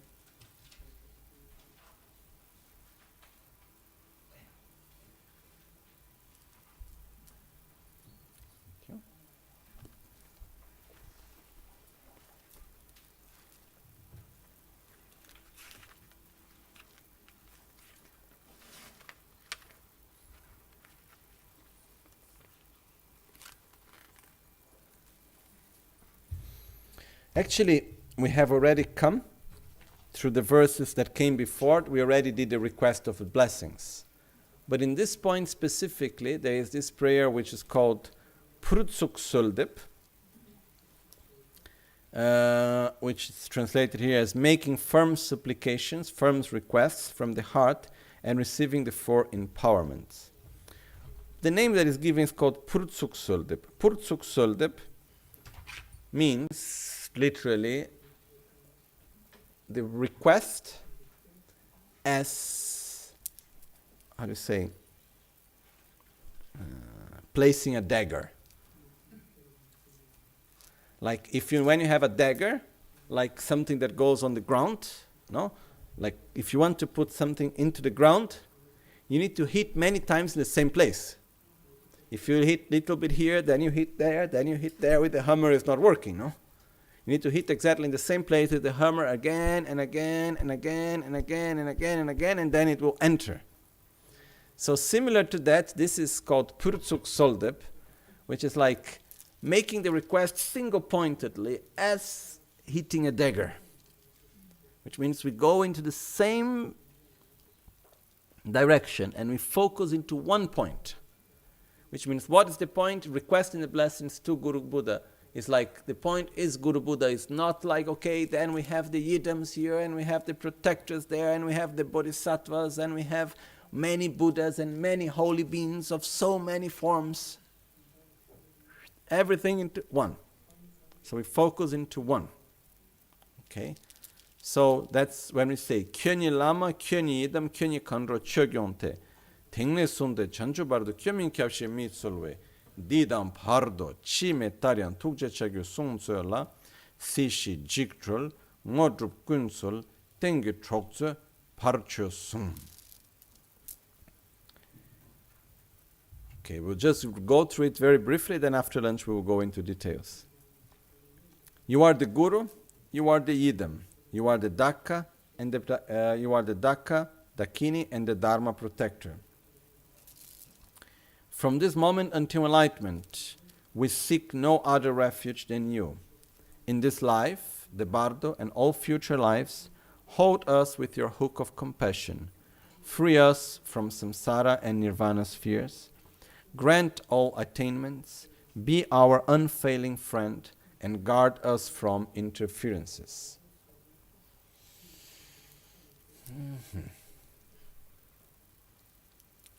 Let's just see what we start now before. Okay, we go to the first line. Kyonyi lama kyonyi yidam, kyonyi kandro chogyonte.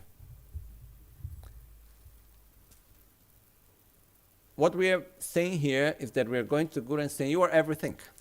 Everything that exists as holy, you are. You are Buddha, you are the Dharma, you are the Sangha. And you are the protectors.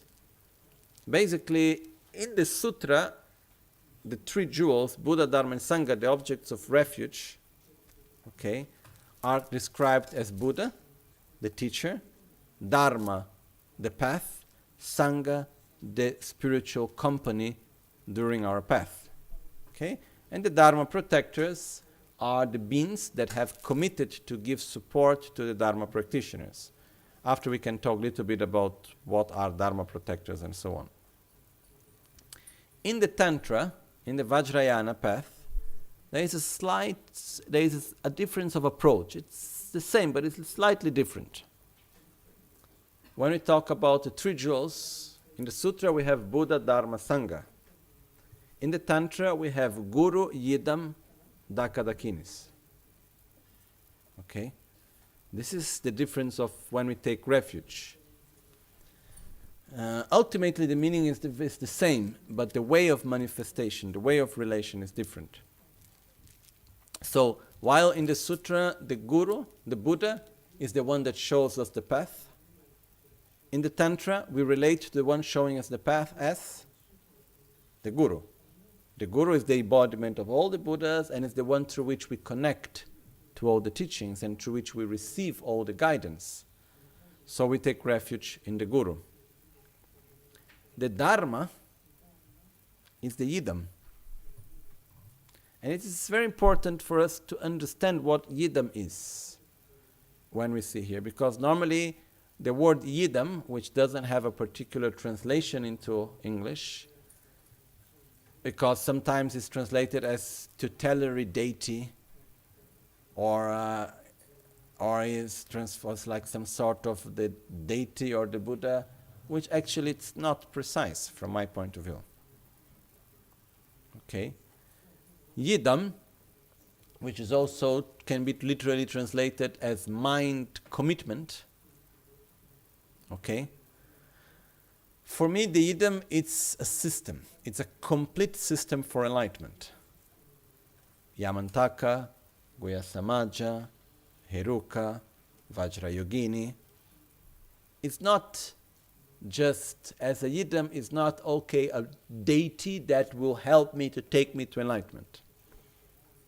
It's a complete system for enlightenment. Okay? Which is it's made with meditation techniques, how to act during meditations, between the moments of meditation. It's a full and complete method for enlightenment. That's what an Yidam is.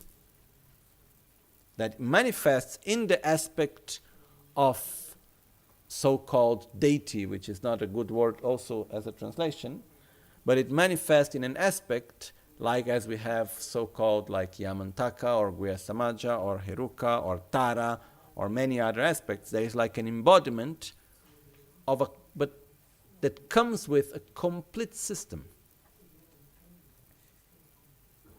So basically when we talk about, oh, I practice Tara, or my Yidam is Tara, truly speaking, it's not because, oh, I like Tara, you know.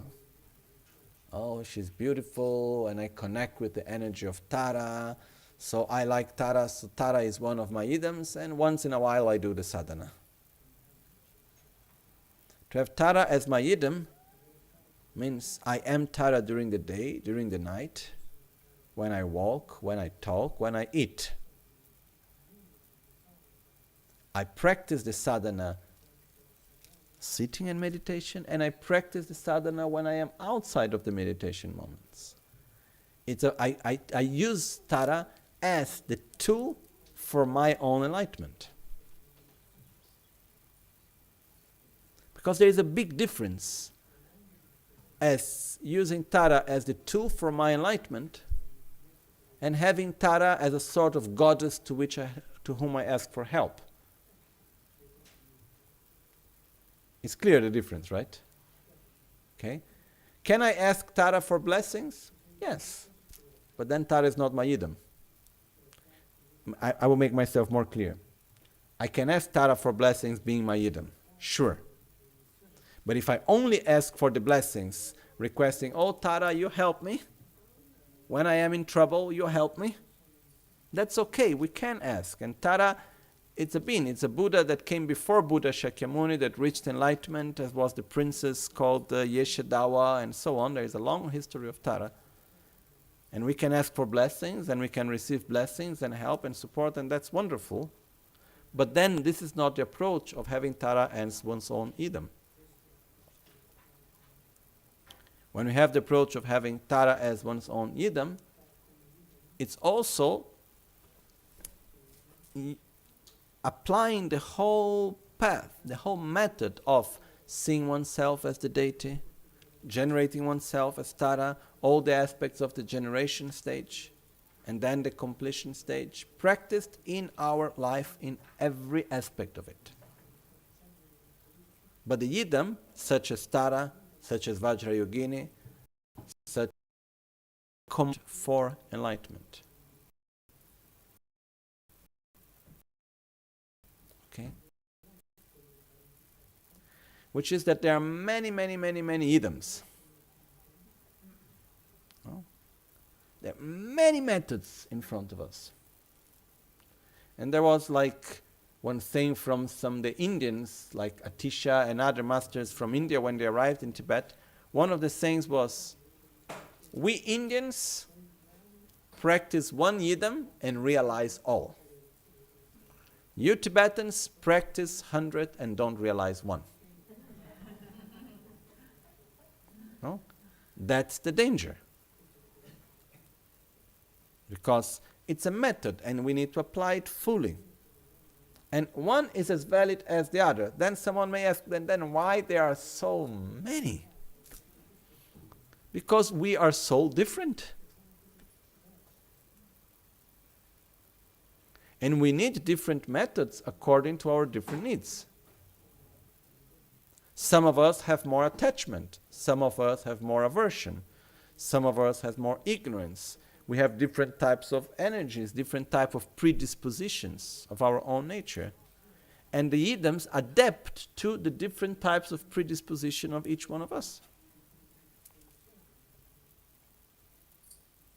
So someone that has the responsibility to keep the lineage alive and to teach and guide needs to practice all the practices in order to be able to share them. But as a personal path, for each one of us, one is more than enough. For example, self-healing, 5 Dhyani Buddhas, is a yidam. The 5 mothers, practice of the environment, is another yidam. As is Guya Samaja, as is Yamantaka, as is also the Guru. One can practice Guru Yoga as one's own yidam. So the Guru, you are the yidam. There is no difference between Yamantaka or Vajrayogini and you, the Guru. You are the embodiment of all the methods of all the Buddhas. You are everything. But before that, sorry, I was explaining about the refuge. In the sutra, we say, I take refuge in the Dharma,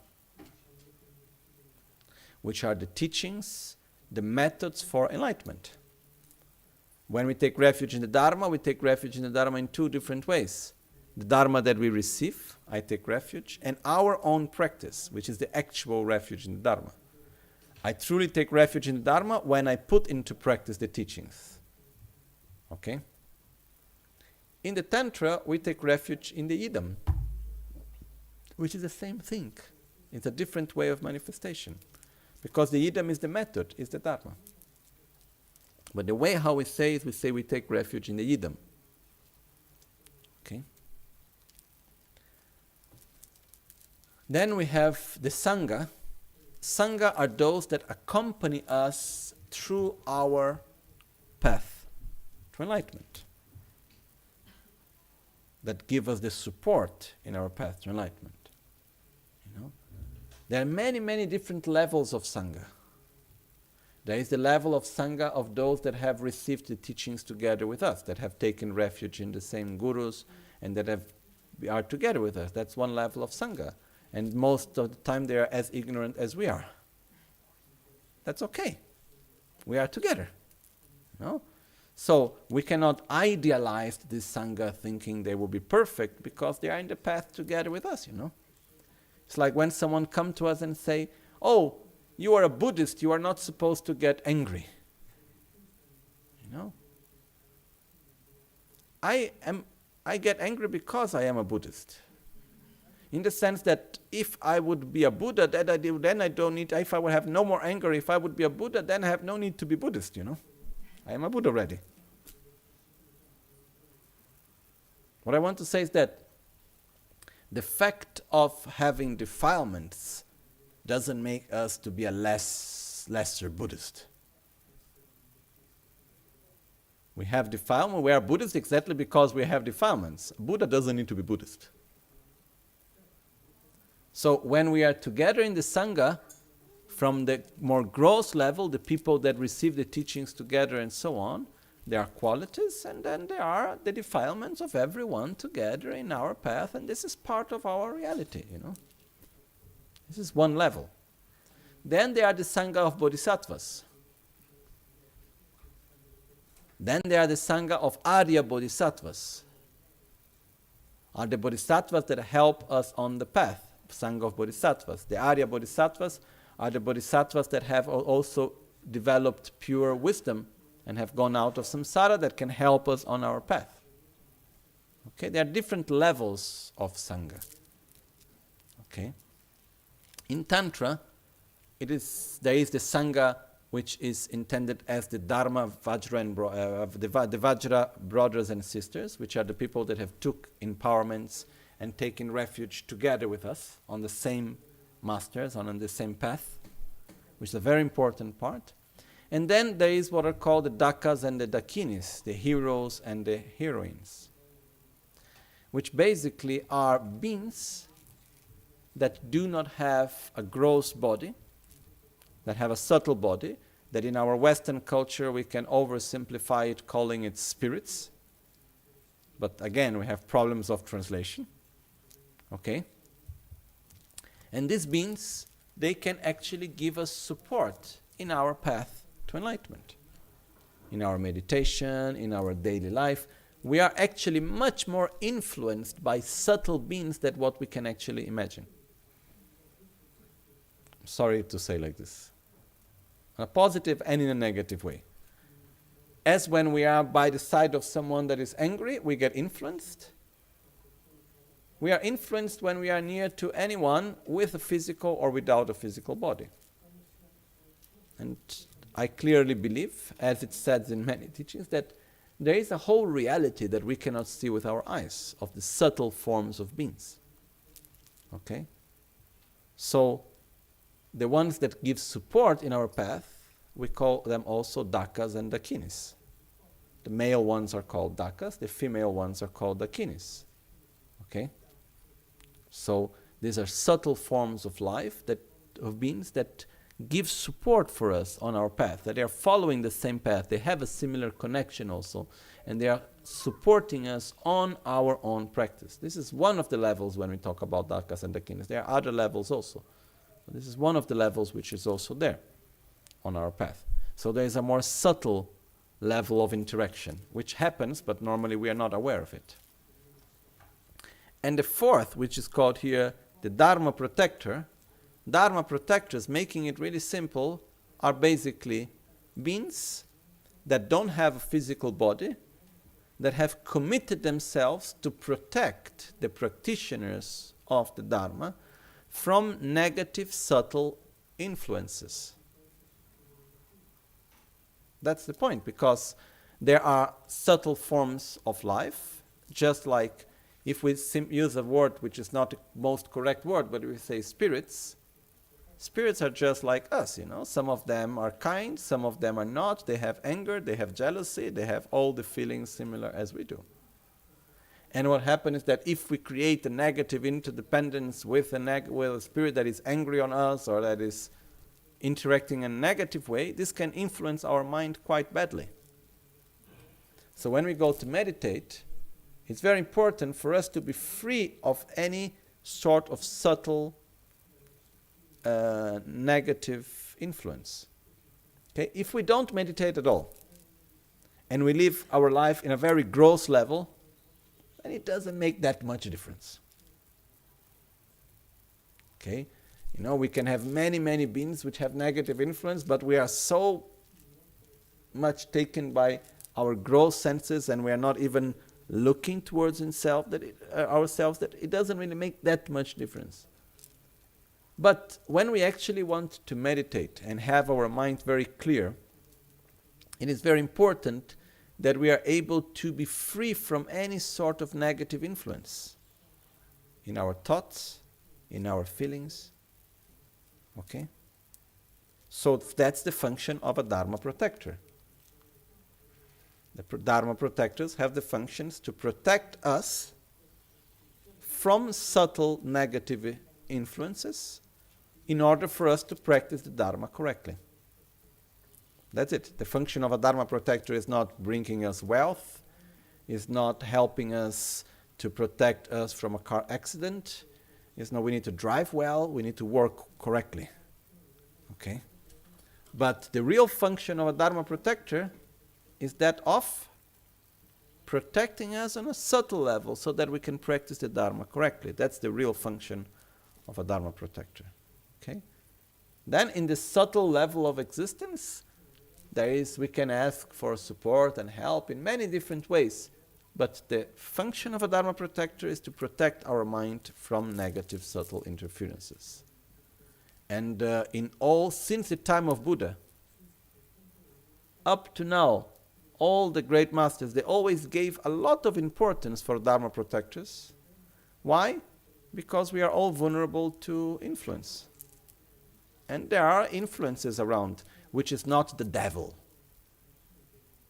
It's simply there can be someone with anger, someone with jealousy, someone with envy, or any other negative emotion, that they are not negative by their nature, but in that moment they are into that negative interdependence. So that's how they are relating to us. Okay? So that's what we call Dharma protectors or Dharmapala. Okay?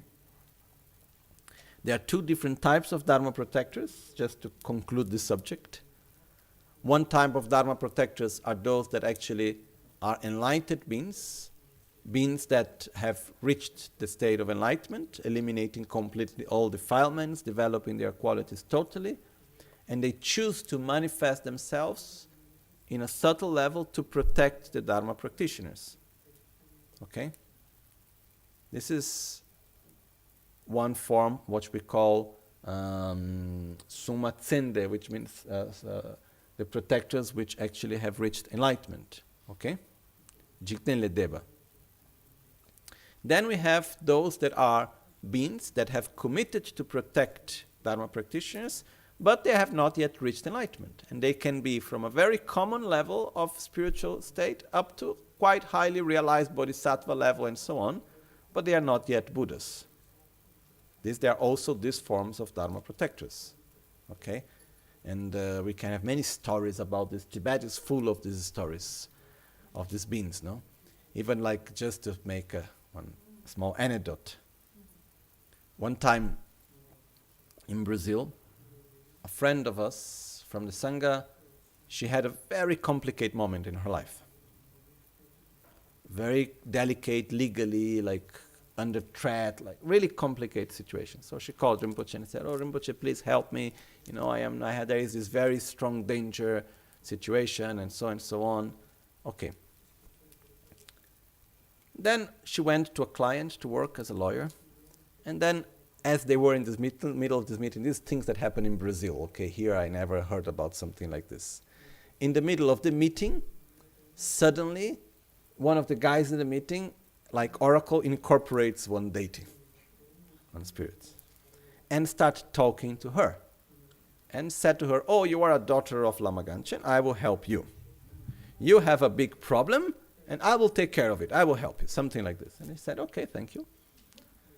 Finally, fact is that when she had the day she needed to go to the court for the whole thing, the whole problem faded away. Basically what happened is that she was being obliged under threat to testify falsely on a legal case, under very strong threat. And the people that obliged her to testify, basically they didn't come to the day when she needed to testify, which is almost impossible to happen. And because of that they didn't come, by law they were not allowed to request her testimony again. So she was free from it. No? So after that she went, another friend said, "Okay, look, first you call Rinpoche, say thank you. Then, this spirit said that he was going to help you. It's not, you don't need to make anything, but just go there and say thank you." So they went to their temple, where they were making their ceremony there, just brought an offering, just to say thank you for your help. And then, in the moment this of oracle, he just said, wait, no, they said, "No, we don't want anything, just say thank you." No, I need to talk to you. Then there were many followers there, and they said, "Okay, first they finish everything." And in the end, he was talking to these two friends of ours, and he said to them, he said, "Oh, because Buddhism is the future religion in Brazil." That's the future, who knows when it comes, no? But future is always in the future. But he said, it's the religion of the future. But what I want to say is that he said, in one moment, in the middle of this oracle said, "I am not a good one. I did harm to many people, myself. But I understood that I need to support what is good. So I have changed." No? And basically she said, so my commitment is to protect those that are doing good things. So I have the commitment to support and to protect the sons and daughters of Lama Ganchen in Brazil. I have this commitment myself. And so I will help you in your situation. And then, it's a long story, don't need to go through all the details. But when we go in the beginning of Tibet, like when Guru Padmasambhava came to Tibet and later, there are many stories of these local spirits and deities and so on, that they convert to the Dharma because they also listen to the teachings. It's like even when we start giving any Dharma teaching, the one that is giving the teaching, like this case myself, one of the instructions when we give Dharma teachings is that we invite and we imagine that together with the presence of human beings, there are all other forms of life that also receive the teachings. And they can also have their mind turned into the Dharma. Even when we have the sutras, remembering the teachings of Buddha, like the Heart Sutra, there are the description in the sutras which say, okay, Buddha was giving the teachings, there were how many hundreds of people this, and then there were how many deities of this type and spirits of that type that were listening to the teachings also together, And they also can turn their mind into the Dharma. They also are touched by the love and the wisdom and so on. So they commit to protect the Dharma practitioners in the level of existence in which they are. So these are the so-called Dharma protectors under an oath, which means they make a commitment to protect Dharma practitioners, but they are not themselves fully enlightened beings. Okay? And normally when we have a lineage, what happens is that they are protectors, that they protect one highly qualified practitioner, and then those that follow him, his disciples, he will also protect the disciples. So that's how normally protectors go from one lineage, from one generation to another also. This is just making it something quite complex, trying to make it simple. Okay. So here when we say, you are the Guru, the Idam, the Daka Dakini, because the translation Kini Kandro literally is Daka, but it means Daka and Dakini. So you are the Buddha, you are the Dharma, you are the Sangha, and you are also the Dharma protector, which means you, Guru Buddha, you show me the path. you give me the method, and you are the method itself for me. You are the company, and you protect me. So you are everything into one. Any manifestation of yidams or of the dakas and the kinis or the protectors, they are all manifestations of you.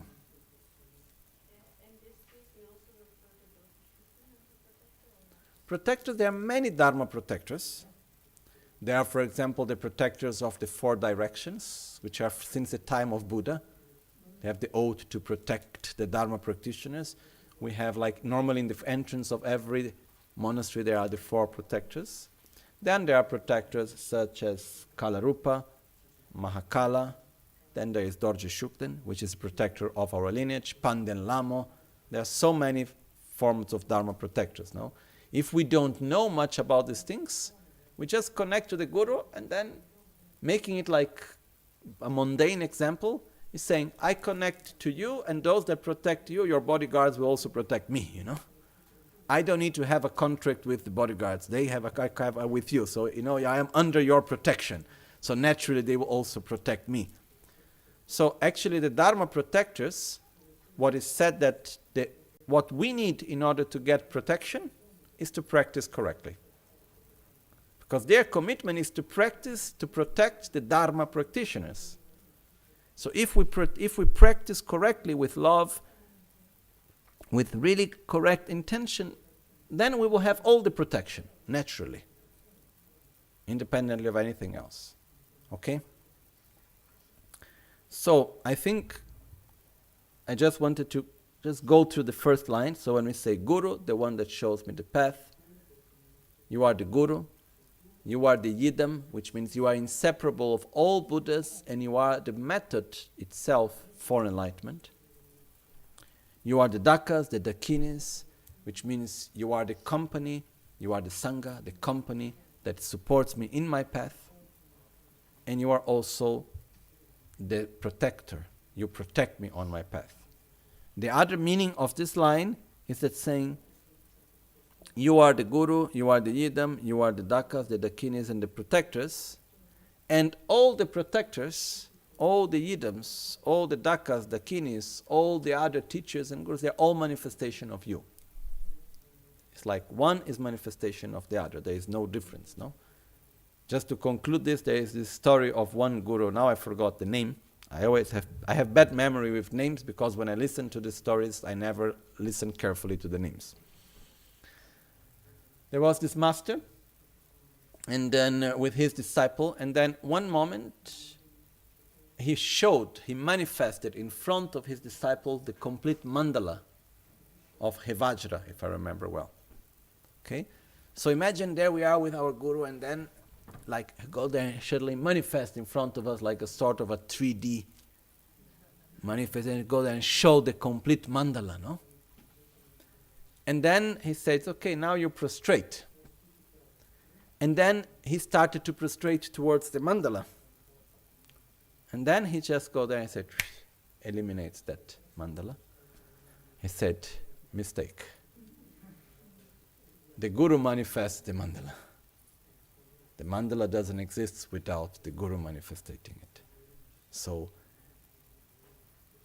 all the Buddhas, all the Yidam is a manifestation that comes from the Guru. That's what we need to see in this way. And not the other way around. Okay? Actually, it's like the other way around also in the sense that the Guru is the manifestation of all Buddhas. It's inseparable. We don't see as two separate things. This is the point, basically. Okay? So you are the Guru, you are the Yidam, you are the Daka, the Dakini, the protectors of the Dharma. You are everything for me. So we connect with that. The main point is that we choose here, instead of connecting to many parts separately, we put one that brings us to all. And we focus on it very strongly as we make our requests. Okay? And again, making requests doesn't mean here, it's not intended as I want something from you. Request means I connect to you. When we request the blessings, it means we request a positive interaction. We request to connect. That's what we are requesting. We're not requesting, oh, give me this, give me that. Because even if we request, Buddhas cannot give us what we are not able to do. Okay? So, this is the first line. Then now we stop for lunch. And then after we would go through it again and try to understand it better. Okay? And then we go through how to recite, what visualizations to do, and all of that. Okay? Actually, these two verses, verse 53 and verse 54, I will try to explain them with calm, but I don't think at all 2 days is enough to really go through it well. Actually, to really understand this part of the practice well, especially verse 54, to really be able to do well, it takes a lifetime. In a sense, it's something that we go again and again. So I will try to explain one level of understanding and practicing, but there are many, many levels that can be done in here. Okay? So first we stop for lunch. Jetsu Lama Kotse Rapten Chin Namkar Tinle Chochur Gepadang Losan Tempe Drume Sasum Ki Drove Munse Tatu Negyur Chi Kewa Kuntu Yanda Lamadang Drame Cheki Pela Longche Ching Sada Lamge Yunde Rabzone Dorje Change Kopa Nyurto Vesho Nimo Dele Tsendele Nime Kuyandel Ninsen Takto Delekpe Concho Sumke Jingilo Concho Sumke Ngodrubut Sumke Trashisho. At dawn or dusk, at night or midday, may the three jewels grant us their blessings. May they help us to achieve all realizations and sprinkle all the path of our lives with various signs of auspiciousness. All'alba o al tramonto, di notte o durante il giorno, possano i tre gioielli concederci le loro benedizioni, possano aiutarci ad ottenere tutte le realizzazioni e cospargere il sentiero della nostra vita con molti segni di buon auspicio. Om Ahun Temba Lame Sangye Rinpoche, Kyoba Lame Tamche Rinpoche, Drimba Lame Gendu Rinpoche, Kyamne Kunchos. Abe Lojo Sampo Pagyo Traship, Tuche Tempe Trinle Yarmoda, Pege Drolo Zambe Zebarch, Panden Lame Shela Chepa. Buon appetito. Grazie a tutti.